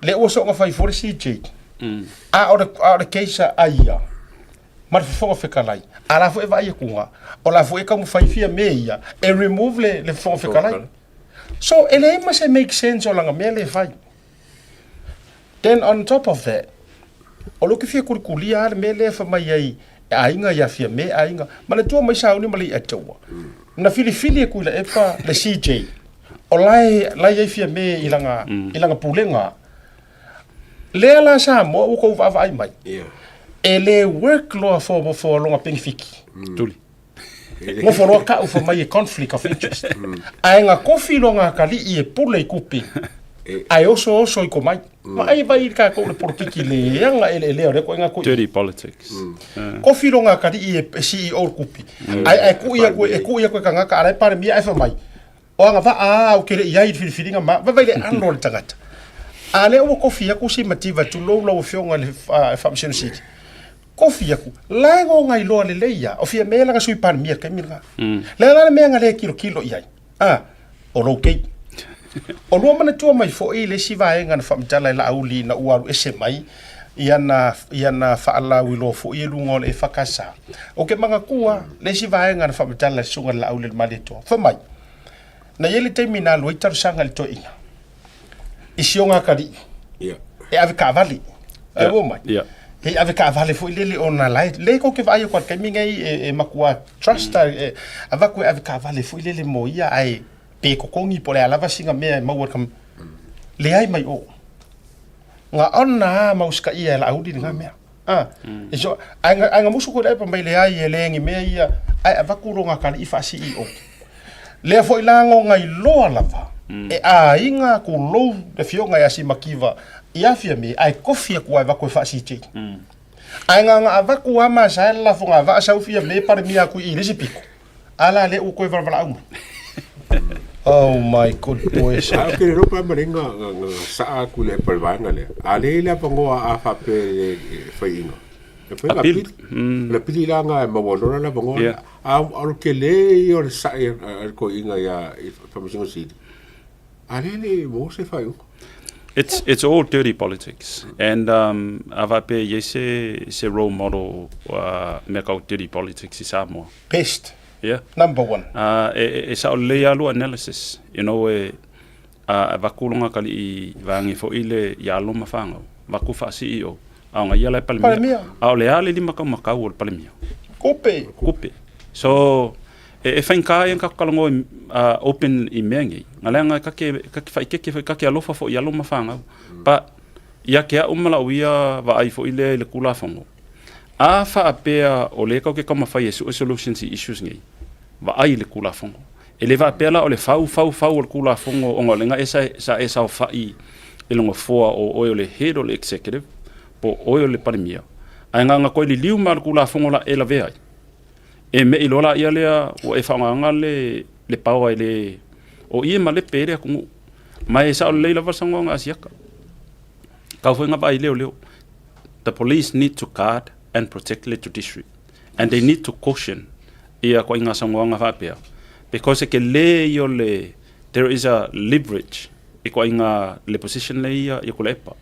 You know, there's always people regardless po a me se o ngi mea e le whekau e whai ko lepa, they will always look at him as a role model. But the day will come, they will realize se seo kakanga la kumuli e pei fo Maudun. Le ko akele o ngiusila sa la ko fia ya Maudun. Ai le wo o malwai kaimingi ngo ko whakalango siksing I Samoa. Some of the white people were actually at the forefront. You know, le whai mai se seo le mea Maudun nga whai.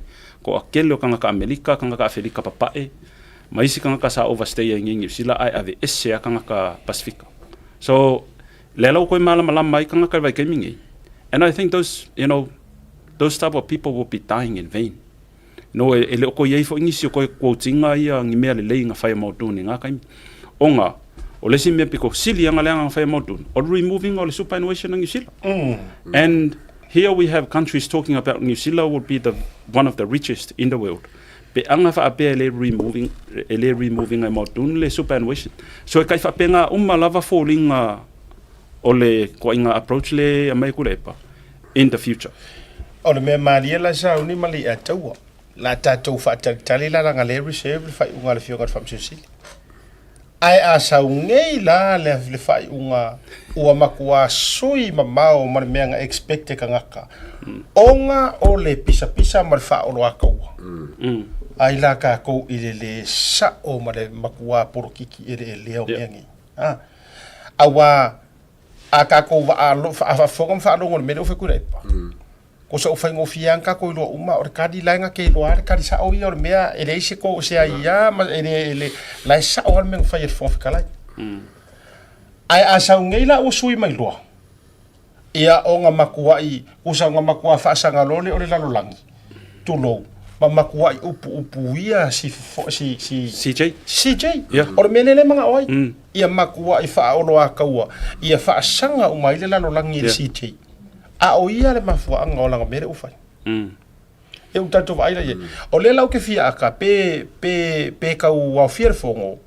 Ai pe ku ilungar fai pule le tulo ua langa o lau ua langa fai pule le nga ku langar maka upule ai manga o ai e vaku ia. Fai pule le o sa faka posingi. Mantua ina o ta fa so ia talasa. Ai le fai al fai unga talasa ai conflict of interest. Ama kua ilunga posingi. Makalo sanga le fonga fikalai. Pe ia singa kula fongo ma fai nga fai. Se ava kon poka la mele langa le wo fai makala. Ala ele ia mai fai unga. Let's watch and see why ka wo fai ka o manga fongo le sulufu fito me le wo ma ua ku. Kano sia au fa fonga mai posingi mangera mo ka upu mo le. Kula ilunga. Fa kuse la fo. Kuri kula epa. Le o ngofu fa o lo aka wa le fai fa o ingala ke lo ako ngoi mo nyau pa lo ka si ile si io ai a fai ke sa fa ile lo ngom sa kala fai o I lo ile la langi o ile si kuru ku merkasi de and apply for consistency you know about the lo ka kungu nga la mena na fai it's your right fa mai o mato tala no ina ma fai ia kala ala ile fai ile decision al famsi ai si ya ku ke le melo ale la wala ngar mero vai ka ko ia what goes around comes around baila tato ia la ka ko baila pe mo sa faka mo fo yeah I think so mo ia o ngawa la wa ku le test ka ko fai pule nga posing o I test ai le sa o wala ngor ka ku e runga pes ka fa maungi ka lo sia la ai ku runga fa pe lo fe ngar fo ka lai o ke fa akuse la fo fai pule le pa o mako kai o ko filia ave fa le wo ngofo fa o ka wa ma upuleanga ile CJ ale le fa it is very cool because ole fai pule is a 24-hour work. It is. Ola langa me fai kukusa me fai kol palmenga me fai faf. Ele kal fe ngai fo kalai o nga makale mele we fa ele ka ku fu posingilu. Ele selo so ngonga ngalanga le kofia fa vai pule yes it's 24/7. Pa walonga ese senga o me ke sa ngo ko le champa. It's all parliamentary privileges. E mawhai anga so nga whai se kala, koe withdrawal o e whamakalanga. E whai mele kongo parliament? E mawhai lang whai kongo. E leise me whai e? E leise me whai wa e umanga e koe whapela ele pe whako ese pe a maise whakongunga. Onga o mea lai record kongo la hansard. But e ke sau I whafo, you still have that title o le whai pule. You're a member of parliament. Mai ole mea lai whamau ngi ai. Pe a o ngila ingi ngi mea e ke a fia I whafu. Ole awa ai wa pea ua e whaalea ngangal ka ule leia ole ko whai pule. Mai o lai fo e wako e kakar whaalo alo ia ke oe. Peis ilunga o lo ko whai pule. E muli mai lo suafa makai. A lewa pea ia langa whainka o le kofi o le kumalo. A le ko wha iai mai po le sunga iai po le afionga iai. E kakau fo ila le fonfe kalai o nga caution. Pe a wha pea the least is caution. O lewa maua whamakalanga, o au la fonga ia nga whai, o lewa le awako ele warning ele whai pule le pā. E aka ngia mai, ua e ku umama inga, le mamalu o le whamasingonga Samoa. O au whamakalanga nga lafo I le ama. E o kei peang whape whai kongo o le champa. Wai ma whainga koe whape akul whamakalai. You have to stand up ma withdraw comments. Mai hands up. A o lea lau whai whafo. Kusa koe se ima ia le samala. A ua mako ai. Koe se ima le whao o walonga le ian meanga kua. E mana ia nana ufa yetu. O nga o mea ia ngala ko kau pule pareanga mai e kako purkala.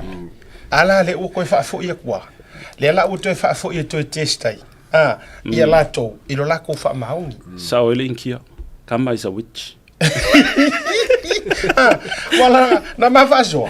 Sorry, ai ku nuor ka maro. Mai wa matua I falenga mai le media le ai New Zealand. Ia le tamali le upa ngai alo ia le kamali anga le fionga famsingo. Tamai tai famsino. Ole lo mai le maua le ole vai la ka ko ia. Fa mai ole mele ia se tu la fono ma faina lenga ke le tu foi lunga la audi. E tau wha manino. Ai oso mai e maresi kua inga wha mai. Langa ke kūranga o ele ke lafi mai ai kua ole. Ia lena whai le sa ele so e suenga. O mainga. Le ai se wha vaea. Le ai se a lela ua koe whai e langa koe inga. A ore mangingo. Pau are mea I te ua watu fo I efa pia meritali er komisina. No evidence. Ele. Ele o koe whaonganga le term ngai le o lava ia evidence. O lava mai, no evidence. E makira I o saunga kure e bisi o ke wha mai o le taimine nei. O le ha mau te tausa ili hani wha mauni. Sori. Ele me sao vai aku ele ka kankango senda ko ke au le kelfongi. Le os whainga leo le nga whai Samoa. Oi hoi. Ia aula. O vai ngi. O fa nga penga mafari I le fengos fainga leo. Pa o le mea kongo ale nga lainga ka ko nga ka mafai ka I ole kongo. E ave ese the colonizer. O le nguku o le fanga nga ka vale ngai I ka masese a. E vai lo ko fo I ka. O iken kai o nga la tutu e vatule ngutule o le fanga I o I lumo le public. O le mea pito I matanga lava. O le uma nga la kur ka ngai. Ava kuringu ko fanga ave ngana fa fa ngofi alu ave ngu ko fanga fa si lima so roi si tamali ile sai ko free market ki ile sai lang free market ki o ke I ka fa pe ai ole ka rambo le ole na ku ko ai o lele o ko e rifo ko e fenga ruenga official attorney general ole nga masoe ko po ka masese masoe aku ai ma fa u ngisi o fa ma winga ro lako o ka ko mo musu le nguku le fanga. Nguku le fanga. Ava I leo le nga sen mai kaka e kia. Ava pea. Is this a video? O se movie le me lea po lea? The way o ke vai au o mea la le kupu ia kungi. Yes, we have the rule of law and democracy Samoa. Ai kusa o wai kai mi wa kako ka mafai e faile mele vai ngai. Ai o ivi koko ma ango le ko kelo kakangi. I guarantee e la ko le fainga lunga ko ngole o mkanga lunga le. E yai fu la ko so kanga ngai ngai kanga. O feo ye le ya ngo mavo fawai. The best way approach ai ko inga conflict fa pia. A mai sa o fai pulo le kuma lo le o e ke alu ke so o pole le ile a inga le. O loko finga le fa fai pule. E ke alu sa o ye yo e kala ngole a inga. A mai la inga fa kala ngolo ofisa le fai la inga o a merko kanga. A merko kanga ka ya ngoa ma se o penga. Because it can have a fatal accident. Onga o mea ngi o ko inga situation ni le involve ia leo mal fa nganga o le lethal force le leo. Ava pengi la o laiva ai yaku va pe ko drop ia weapons ma asavali SSC masapelu vayangi vela fiafi. Savali anga ye yo le fayang fiao. All of the sudden what target kakanga. E koi fa makala kula ma ava mai was justify on the threat. A o so fai so o ka ke feo ai kulo e usa peru mai ya kulo sa mo e usa peru marka mai ka mai kiki o mea o so fai so o tato fai ole me fanga le fela o kala ole mea sa fi ngau ai kua ia avaku le kai ka ingo sa mo I ka ngaka sa mo e fai le awala fa sa mo ma le puipuinga kula fong ava le wala ko marfanga ko le wa makanga avaku ile skai dile ngi no ingo se si vai kai mi ole aka ko va aingi snipers because a ongilanga fire operations nge leo va pe ole ka ngaka le ole mai intel ka ka le ole e ka ma fire arrest mai e killing young affiliations ma ole me mo sense snipers e station I attack en mai kong mo le protecting all vaenga le la o execute le warrant ma Toi fo I lau sau noanga le sa e sau noa I whao ngai no whai pule ma tangata I o la tuitu malo e fsosoni tu la fono. O le mea ngā sa whai. To lo wa lai whafonga o wa whea le se o matonu I lau lii. A so I o la ikiki. A kura I mai ko ingo le niu a mangalo. Te sila fia. O le mea le sa whai. Mangkuanga au ngā māu au ka mai ki kulou tupuranga lai whafonga mai whare nunga le māu au whaso e sa ua mai po ua oso ngi os whainga fusul ma ke ki whaleanga koi maa ele vili aku asi kulou wa po ngaru vao po ele kau ngā vili aku wa ele whaipule whai le asonga fuarangu o le whai ngofi kasi arkana le saunga ngarangiu ia o akun ka vale lapo po ase wha oi e nga vai la ia nga ko ka vale leo le malu sai ai ia nga uma nga ku va or fongo me fa pe mai ma lengiu ma il purungu fa ka mai nga wa fo wai loa ia ke le ka ora so ngo kasiale nga kasia ole mai ngole ole fa ka nga ku sa mau a fai nga e ia pia nga fi ia a fai nga e ia pia nga fi I le kaimi lea nga kupu mai vevesi lea whaleanga o mai mea ia pia sauru monoka. Ia mako fo ila ka mai o I fatua I ese e whai loko. Walanga o le mele o kele ngei o whai ele au para ai ala lafi. Ia nga vai lola ia. Sa vavari ko hige vai a kunga. O le kau lea uma. O la auri uma male ua ruma le ua. Sa vavari uma mai ia vai whasanga mai lomba ko I ngai leo. Ia lenga. Ioi. Loka o ai uma ngai ko. E avi. And I've seen it with my own two eyes. Ola concern ni ko inga approach lea because there's an elephant in the room. Okay, lo le influence sainga the way our police force is going forward. Leanga olai one of the key assets is o sea kungu ula. It's your land. Ole awala fo ila lea it's like Samoa is being blindfolded by China. E kau mawhai e lau ke whaau penga inga le law enforcement na Samoa. The way e manga ngā oi sainga e treat ai kakangaka. And I have that genuine concern. Because ol fesidi. E iei se whale Samoa e whau waifanga. No. E se whale Samoa e whau waikia si e wha e ofu me leo. No. Everything is important. Ai a fa pe o le ka ma faile o leo e fa penga la ko ongo se viu la wa yai fanga ko. That is not the problem. Ale ko le problem nga e fo li lungo leo. Le ale mafu anga wala inga kele ngi fanga ko ai le au mai. Yes, e fo le amnesty nga fai vai kai mi o iken. Ai ele lava. O I fo I lo ai o lai fo I pu pe va le pora. I like the idea lengo fa longo ko fa pe mai o ave fa ko ngai screen uma containers because that's the only way e ma fa inga mau o mala ke leo o me e va ko kong ba o le fa fi ka uli foila e yai fo ila ko le fa mau Yeah, it comes down to the people. Kanga lu. o le me vela nga o vai ko le approach lo wa nga ye leo ko se fe samo and the minute o ka ke va i leo fa nga o penga people will push for the right to have weapons in their homes. Ai o lona whinga tā sa uni ma le a taua o leo lava foi. Yeah. Lea o le a kusa o le atunu ule la teo nei tātou. Pea o mei e vai atu ia Mexico. Ai vai nei i whinga lai whai ai. O leo la tau te toi mō vinga le aisa. Mexico nuk wheko ai. O leo tu sa e la vea leo le payroll ale drug lord. Yes. Yeah. E la vea, wa foi mana tua.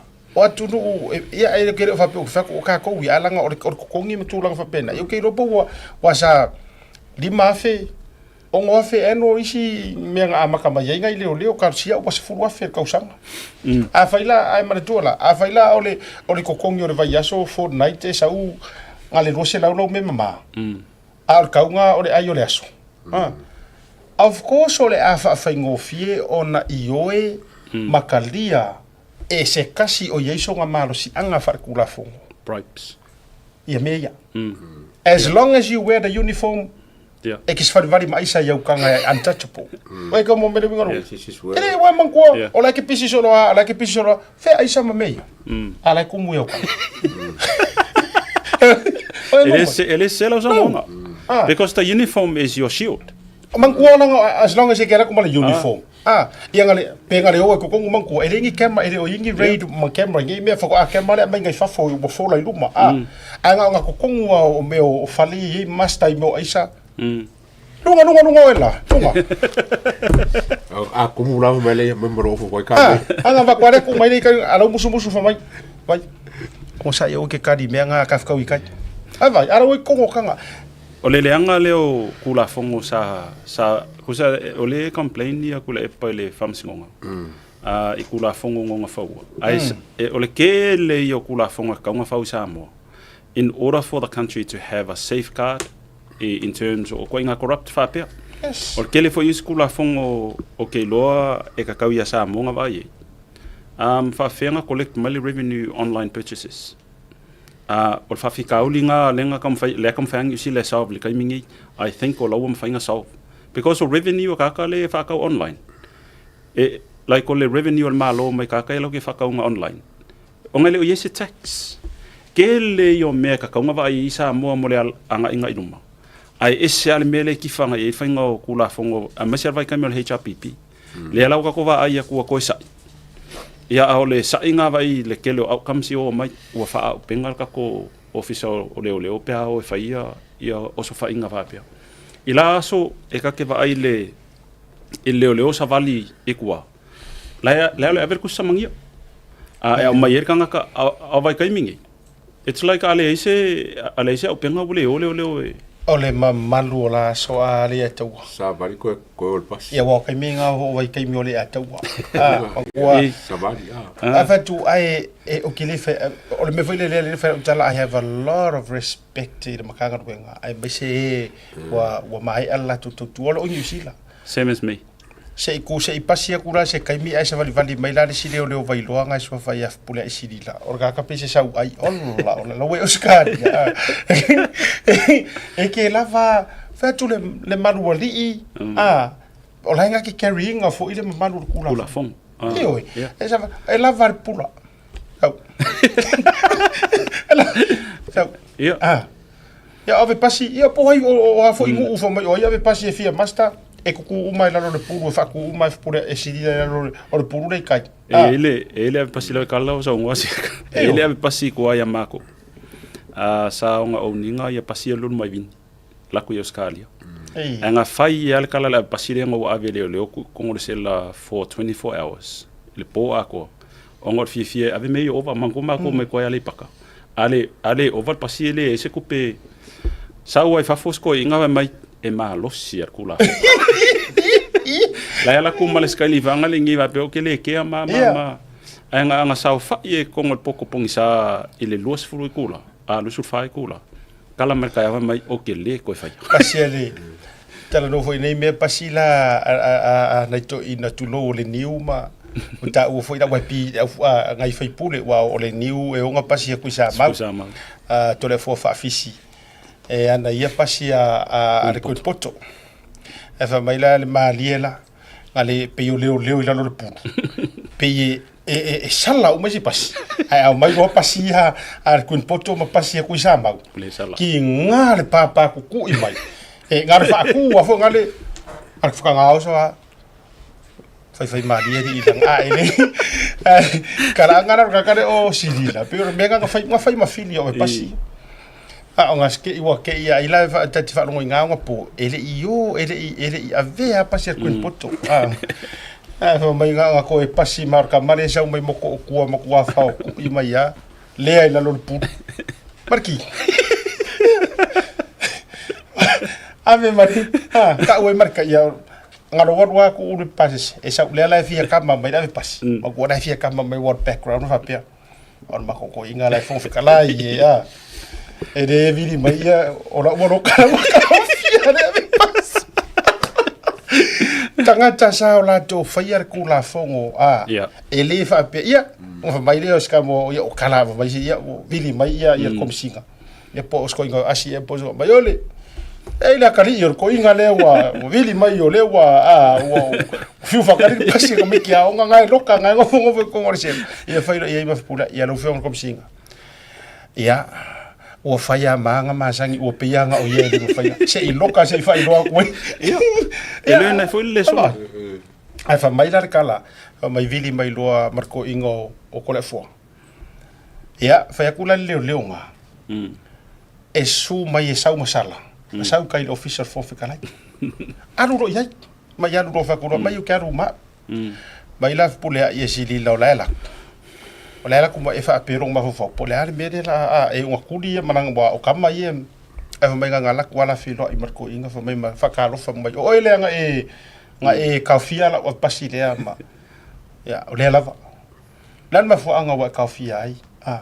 Fa makala ya kula fongo me o ma mai fa ka lo fa ko inga fa mai. Anga pei uma leo oi e fai ngo vai anga pei uma leo oi e fai ngo fiele wala nga o leo logaka le lima le pas e vai la si o le ko mo gami le sem o lo so ele ngo fang nga o so lunga leo makala lima ai nga fa karo fa or mingi nga manga upe re usanga nga o so nga ko ngia fa karo fa sa wale or mingi nga e ro pas e ai ku ro nisi nisi o leo tata tur malolonga foi mai fa won tatu fa so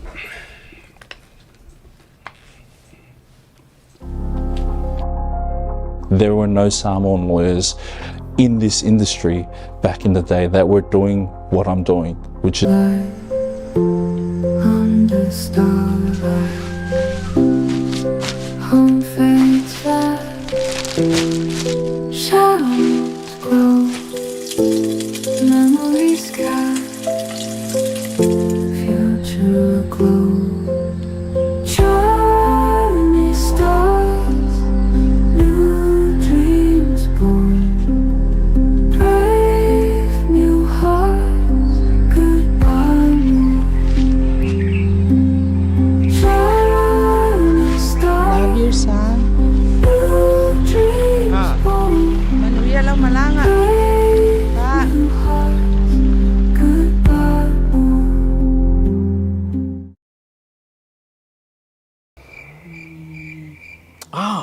SMI.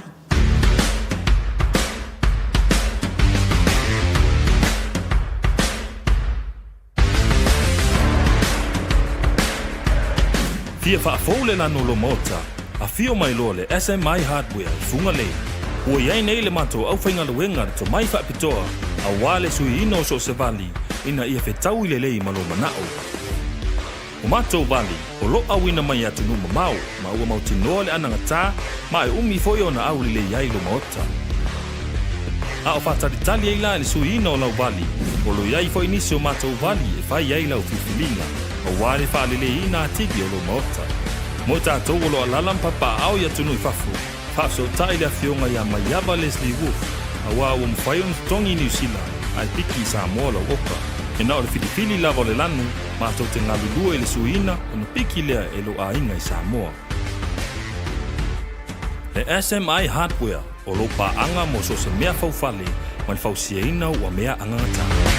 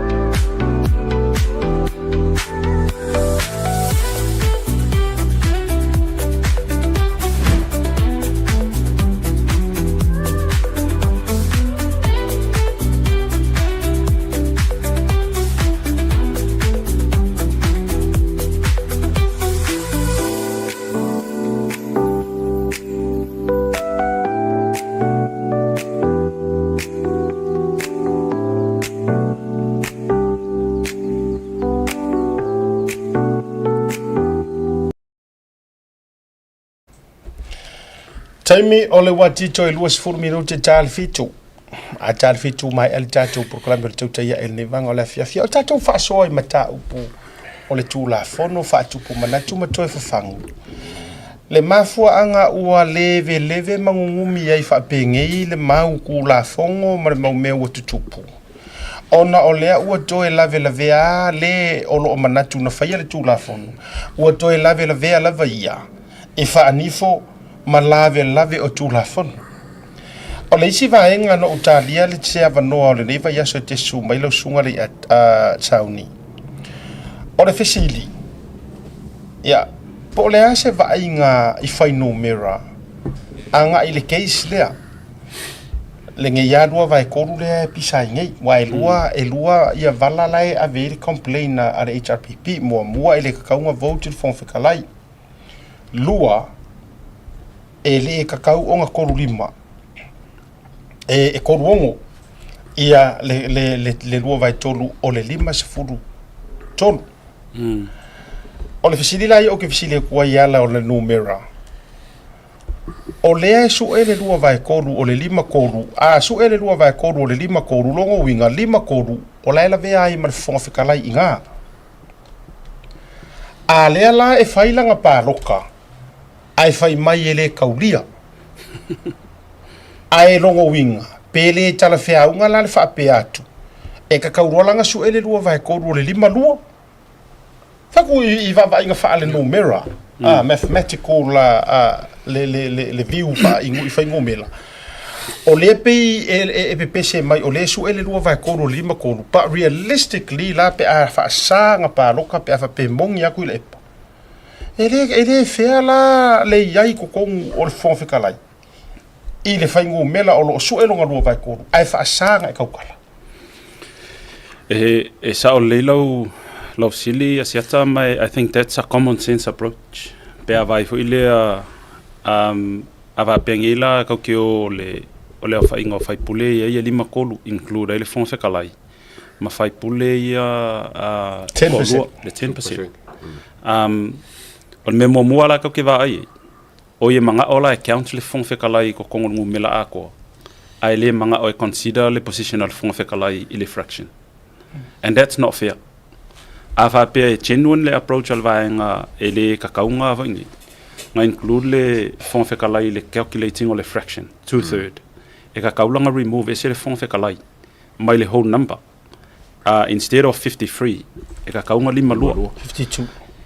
O le leanga fo ila o le position le palmenge ka mingi pe a fua fo ila le fionga fon fe kala I malonga kofi fai pule ma le ku ako e lua ku malo la eta potiping a le la misi ai le avangoa o le fon fe kala malonga ku malo onga o lofa pe o o le la foli o o le fon fe kala but as we sit ilesi ka kalngonga ai le avea ia le fon fe kala ma fon fe kala sa run o ngai o le candidate e fia avea ia ngai ia mawhai pule o sapari po le foi kumalo le ala o le ale ese voice o sapapari I le swing o le whaavai a o le mafua anga konguanga le ngā lainga reject le Supreme Court ia le whai unga le whangwhekalai le ngā whai le sunga ia kula epa manimongi o ngā whai mai la umi le whaasalanga I le lua kausanga le whai mai e whaake ai leo le I pe suspendai o le ale ese voice o kumalo kongu I o I fo ila o votia o whainga pāloka ia pēr o kaimi e pāsia e kulafongo o le leo le kumalo I le kulafongo la fia o mai sa mo ai lea la bias ko discriminate ele e kumalo ia lua ko lua ia whaipule regardless po fair le position e po fel pa ki e ku mai le fai pule ia ko lua lela wala la advantage la ko le kumalo fon fe kalai I think o le mea sawa e ka kaunga ave ese fai pule la mai ko 10% ele kau paroka because o lawa ia le sui sa fili mai ele kumalo ele election election sa cast ile vote ale kumalo o ia nga kaudia a fa pe foi la manga o ele ka kaunga include le fon fe kalai ele swing or whaavai ave ese foi la fon fe kala ile whole number in 50 ai roa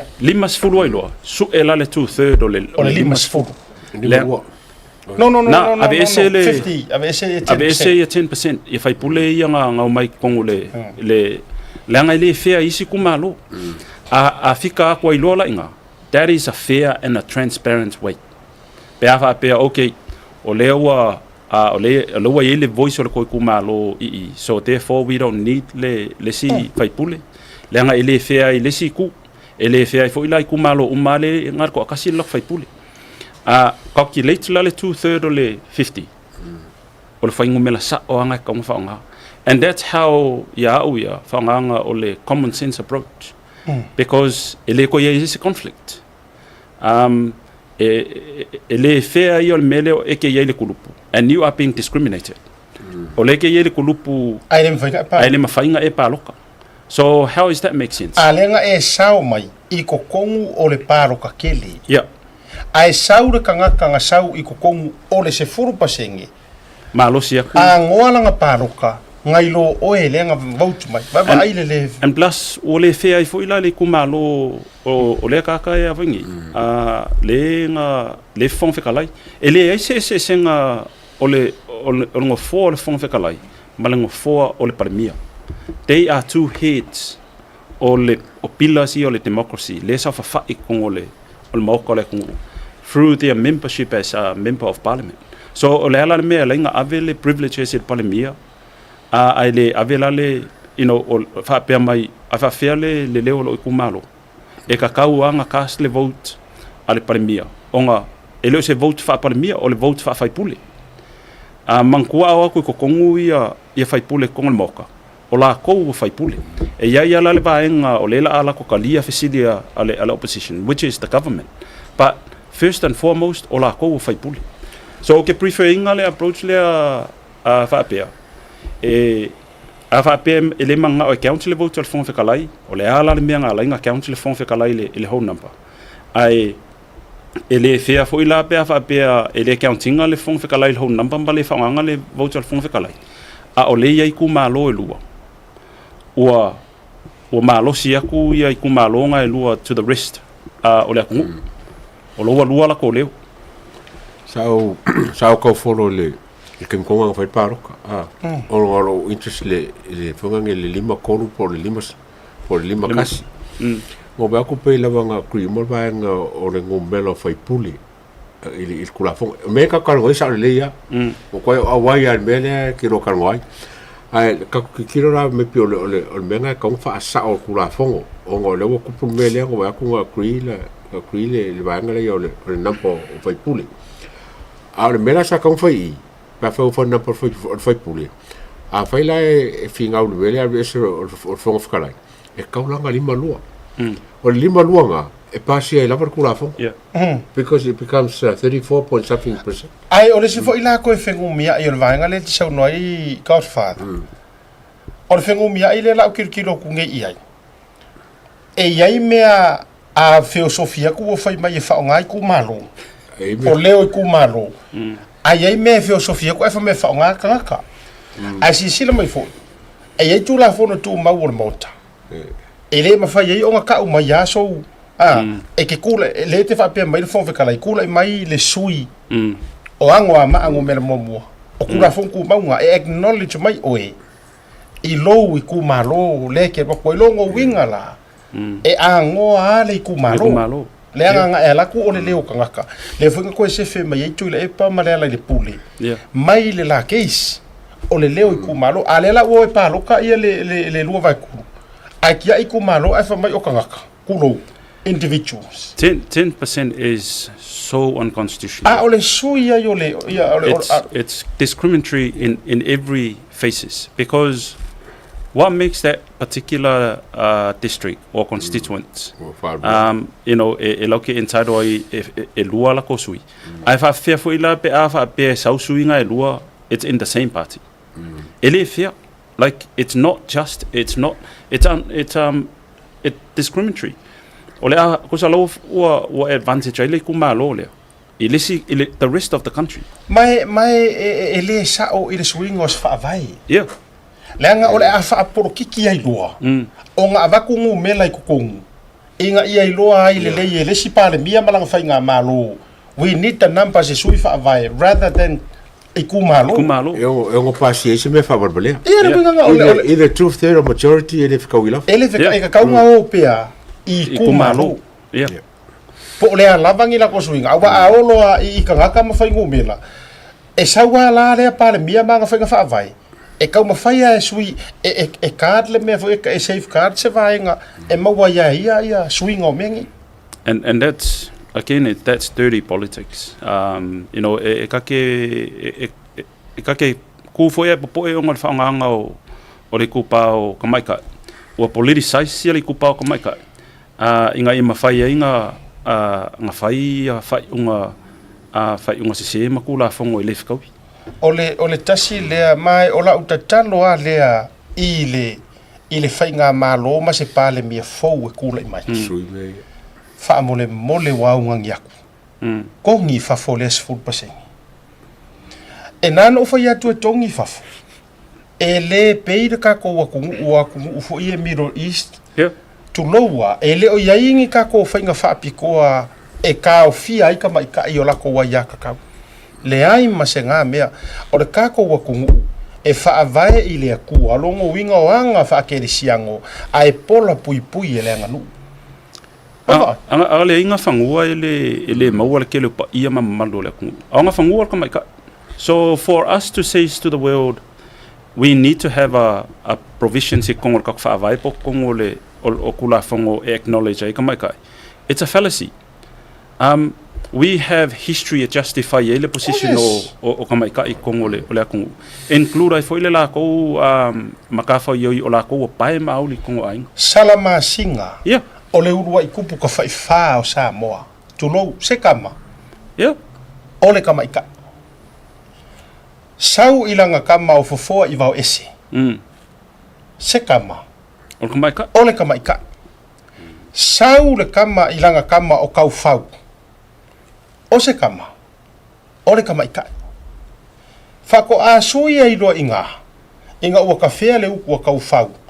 Ai kupu ai le kama alonga uso o singa. Le kama o fau mui ngar kupu fia. Fako a sau ingar kama. A lega kama fai e justify. E lang kako ka ngofie kau fa pasenge. E au le inga ilau. E le se upo e whaia ia ka kouare I kamaro kurou. And with great respect, the first female Prime Minister al Pacifica, you know, ole afionga sa whapiko. You know, until wa yele issue le wel kamingi.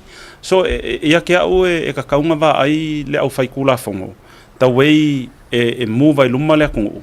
Without big influence mai ko inga porkiki papalale ko ma whai insert taku kong.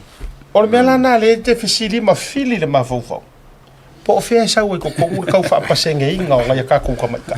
Ole hola ka fa le suinga ile fika wifo. Yeah. Apa pengela mai fa pa roka mai se furu ya kinga. E pela ka se diskofa la ngal ko ngale uma. Ole fisili kele nga mai that's the unfair I ka mai ka. Ua politicize I ka mai ka. Mai e mawhai whainga whaapea. Ua whao ngā le kula whongo e ka mawhai e entice ai ka mai ka e o mai e a whaingi e kau whao. E paule le kulanga fo ile o ke loa e mawhainga ka mawhai le malo e whaise swinga. Ia ka mawhai e o ngai ei o ke loinga ei ngu umawhio anga. E lau ke whaasa inga le makai es ka mai ka. Ia ke aula o inga e ka mawhainga le malo e ka mawhai e Kakala mea ngā. Kakala. O inga la le pila aka wonga sawa in kulonga ka ko vea I le mele o le fosi fu nga mea. Because that's a key ingredient. E a vea I o e ma se candidate. Ia e makai. Ai a whaapea ia ngu ulai e o malakaimingi ia lako sa whaapea e le makai se ka mai kai. Well, that is up to the village markula fongo. A ole mea malia la sauni wa vaila ile leve mele ai anga vaku ka ko fa karango a me ia. Ai wa nga ko sanga kongu me fai wa leve le. Kolu la ngu ese kongu le ku malo fa kai inga. E luang e kapu ai nga makai ni kinga. Ale alu sui kinga I ka vangol paroka o le singu ure kanga. Malo mai rola mar sui kinga fa fonga. Wa alu fai pule. E alu e si ingu uolonga I ku malo. Le ala wa fio I mar fai pule. Ingu e sanga makai ai ni kinga. Fela la ku fai pule ngo fo. Kulo. O fe e ko ke fa ngo fo I ku ai le mela ngo fo la umanga. Bai le mana ia o le o mai e ao aku manatu nei malangona nei. O bora fisiri ku kasi. O fela la ku fai pule. E fa mamalu ala ku fai nga e sanga makai ni kulo ngi kinga o fisiri le fa batu mana. Okay, loko inga ye le kaula mo fa sanga nga makai o kama ika ila ko o kama foi nga mo o fa fea o mai le fai pule fa sa fa I piko ru pe fa sa fa I kala ai la ta jole ile le sa Fala sayo o si upu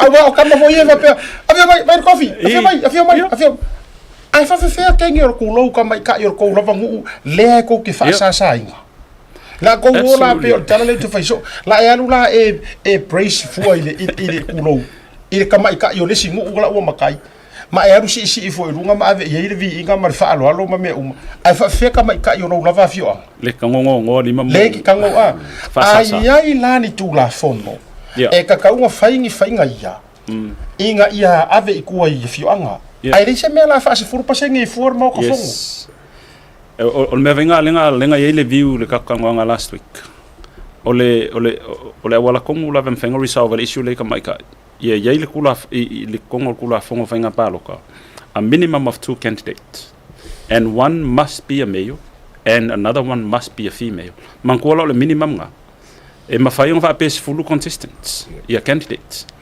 ai le mafai nga fa pe nga ole kasia because o ingala ole fa pe ye le paloka e le kakau lava o ngale se pa local general election tapu nga ko ngangu sa ye matu fa so la zona na fi la leta ona inisio o tangata fo yo prokiki sa matu fa so si taimia ai na fe la mele de mako fa so ya tau le kulanga le au nga ia ngi fa ngangu mo tele fa to no to fa ma tanga a or valusia or fa e ma fuang fa yak auange I avea le tau pule malo sirka ika ingongu umafio anga. E kou ke seu ka fili ai le ia kakau ma le ia sa oloko kaka e parokai. Auange I whaiangi kapu e kasi ai. Auange I whaiangi kapu e paroka kasi ia pai malafai. Tu ule tangata I lona sa olotonga. Tu. Iyo, e whaiai langa whiwhiringa makulanga whapenga. Awa olo upapolenga sauni ma le atua. Tatele mana o umafo ingi paroka. Ai maka o masia sire kukuo o makai fai upo sa o ngu makuo kuku mo fam singonga onga ngi mea mo su makan E kele ia ko pelo ia. ke lo mo kwa pisinisi ono ia ya so ia ke lo ia ya so ia sa mo sa matitiva ai ke lo le profession ngo mer kasingar ku pele wo ia Ai mas lava kai mil pa. ai mingai Kai mil le. mare mau su ai mesela defamation ole kumu ia o sino ia ka fa ngo ngo ku so le elenga ngaruanga fe kai fast food wa fer va yasu oh my bad boy Mo será cara ricula. No comment. mai ja tau ia ia o mo umar kai miri Papa Q.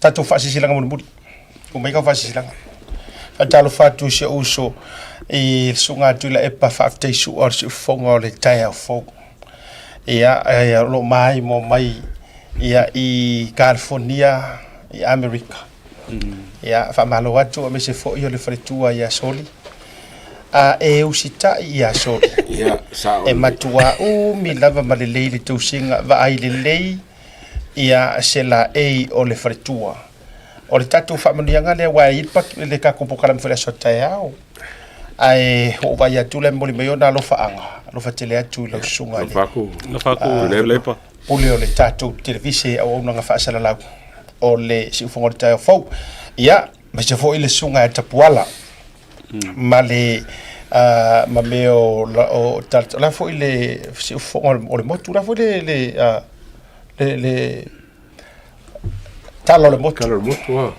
tala po le faitala le motu Fale manga.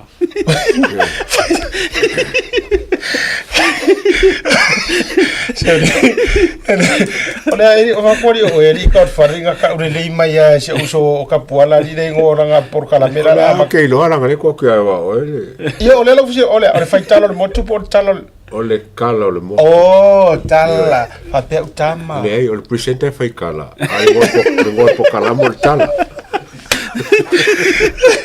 Alo fa te pola. ya me se foi o lisi so mas pa fira foi mar sunga tu la e pa le televise America California foi Ya. yo ya me se foi na inisio tama so foi na ya mal telefone la to ya fatal fatu le vanga o la fiafi ole ya so tayo e matai ona ta penal tatu fundraising le ole auto to fo isekale Kau kia. a e tau sami iai e umala sa tina ele ma faina ta fio fio rui mata Le kangi. Calma moi por calma. kale ma moi Recipe le e uma io ole a kuka le loia ma so fartua ola u fa longo ka penga ngor kale le a Kau kia. a e tau sami ai pe ole vai na tofo ai le tina sa maria Ke lo ka ke lo su e ka ngo e. le na la felo i ma yesu Ia fa pe a ingwe ko fi. ele ko ole winga la le tala ele fa pe a ka usa pe ke ko fi ai ka e te le ai tau sami e te ino pe Ke lo ka ke lo si del kalele. Sunga ya pari. John Temala Ya. Ele Le ai ngala ngole. Kwari lo a Paris ku ko. oye kofo Kofo. sa ola Lenga. uma fala e ngai sa mo ai ia su mai matalo mai o tatou West Auckland le ofo mai le tatou pre-order whatever yo le pre-order mo West Auckland e alu yer ka ko kidiva o le dofanga o le vai sunga le fa'afengainga ia fa'atuatua po le sunga i le fa'afengainga ia saua fea le musu po mai i nai West Auckland Nutrition kiroi o ki fialu la ave kidiva le kiroi ma foanga Ka ko. ele go fose si sau ka ko kasi mo fo elanga o e talu no fight to fundraising ele ia iso wa nga tsuka o la wala nga ruenga o le meet and Great. yeah and fight Le talu la rotate ka ko me ka ile su. le la rai o sa yo ka mama ku me fa ka dia e tani ma ale la ma o masunga loya matio mamo morio lo fa priora tato West Auckland no la le wingo lo fa mtalanga a fa pete na na sau sapa e te tala au amata tu nei tai au e te su o tu lo numera ia matitongi ai le luas fultala I around 11 between 11 and 12 noon o kur ka ko kidiva lau already o ka mai ia sapa e limas fulu wa sunga fa fenga ia to ina malanga sa moa mo le fono e malua se o tama fa le nga ya tu inga mala Filemoni mal faltua ia le ua umana na saule oka elima se furu sapa Filemoni Crowley ia Filemoni tu inga mala so ngali fa nga le na su mai fo tatu papukiu okay au ke la longa la le oka le la sawenga o fa nga ia sa oka la le la sa ia fa totua ia le musu te loa e se la ele se lau kala se lau o lo que mina fo se lau ipu ia se lau ia langa le kua i la sokinga tina uma matama o lo inu vai o ile vai lea ale hepo life le i fa tau sau sapa io o kale lea ka ukia e ke kofo e pei o lai te sau wha i Mexico a o lai te tau sami ingia. E ari si tatu whase silanga. Te wha mana dua tuli tatu whase silanga le Bay Area. Hawke's Bay. Ia langa o Bay Area Amerika au Hawke's Bay ma tau. Ila loi Hastings ma Napier. Whalinga mo le tatu a inga fast supporters Hawke's Bay o le a whaia le tatu fono i le astona i aso se fonu. Ia askoa ngei. Ili holo ale katoliko valu tasifitu Coren Road Raureka Hastings ili tulai fa no inga stona nei tulai fa fiafi ole atala noi na ile tato le sitala manisi mata upu mo si o tato ainga fa ile ava mat fa lo fa tai fionga de tai fono male laulau aso tai au wana emisia le tato dinalea mauti ye fa tasi male sunga ni loia male sunga Godfather manai o mātou tai to lua pele o mātou loto manganga ia ele tina le le so tai au su mai matala au mai tātou whairo ia na ile tuisa mau Manhattan iva fatasi Dominion Road in Mount Roscoe vili no mera na tu na tulunga mo o towi e fesili mai pe ingi tickets ele se tātou tickets but you call for reservations. Lima sefulu jala, eat all you can and enjoy the live music by Tuisa Mau Band. Kau kia. Tato filo ia a foleono. Ya, te loa amata le tato proclame le fitu. Ma whaanga solo ai te tawana e vave I e tuai. If I were you, wa I first come, first serve. Winga fo ilele I tato teipo. Ya, avelo ai nga ia atu tonu nofo fatasi. Ya tato wofo imeni o dina au fuan I fayen tato fai ngā porokiki I le I umar siva au fai ngi fuki ngā uru ngisi ngai mea tato wewa fatasi patipatia tapenanga o lea sosa o tina o le a whaafifia o tau le MC numero tasi Godfather ai mas mati lango I masunga sauni ya Missouri le ainga whaamana tuatu le tau fono I le asonga fua ainga fast ma ila to uma fia restala now au manga kuar vaenga lea o le stala le mor sila fia le fa emo atu ili to tele lava o tatou ainga o fast even I Australia po o Amerika mangi usila ele o le skala o le paloka le nga yini sho ila to le na tusi mai ele o le skala ai to te tala au ia le anga o lae e ia ma le avanoa e mafaiena ele skala online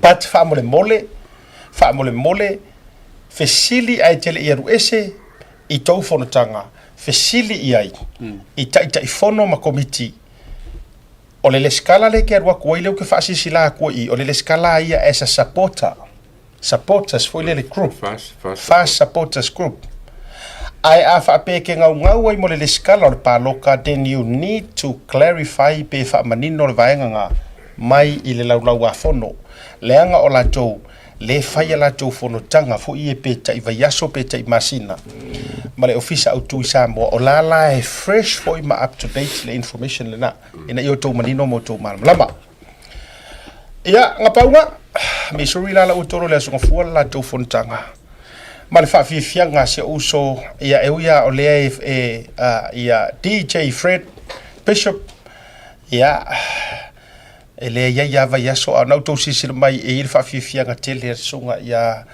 DJ Fred ia lea ua tau sisir mai ai ia po tau vao na so ngale ko po tau vao tau tai fau Fred ki paua mu a Fafiai Malaysia ilisanga, the man himself and DJ Tania Tamasanga. Ya no goiga DJ Tamasanga. Ya marka mo Malaysia ilisanga. Ya mafilo ifo Malaysia Malaysia ilisanga. Io utai le tausanga de tene taimur Christmas. Malusia le so tapese tau etu le la ya lo mawa ia malosima tu ia tato fero ia ile na fa mo ile aso watu ina tulu aso sfuma valu elo ke vai ko May 23rd aso rusu marko ia ava ve ava ku fo io ok fo ile skei mo ngalo ka ai wona ingalo tau tu na ma auto tau lunga fa tau por kala bene vanga fe fita wise me ubisi fere la kakubo barbecue Rutas barbecue. Kako fela yo barbecue. Yeah, I mo to California on ingalo the best island food. Javik aus Italia me pone. E fai fo ile catering. O ila e finga mo fo ila sosia ale sunga fa fonu. E me pone. E best fo ila lang sosi. Ai finga mo fo ile sosia tia bishop tia ole island grind Utah. E best fo ila nga sosi. Ai ole atatu wo avel tatu fa mo ona ole ai fu I le ruta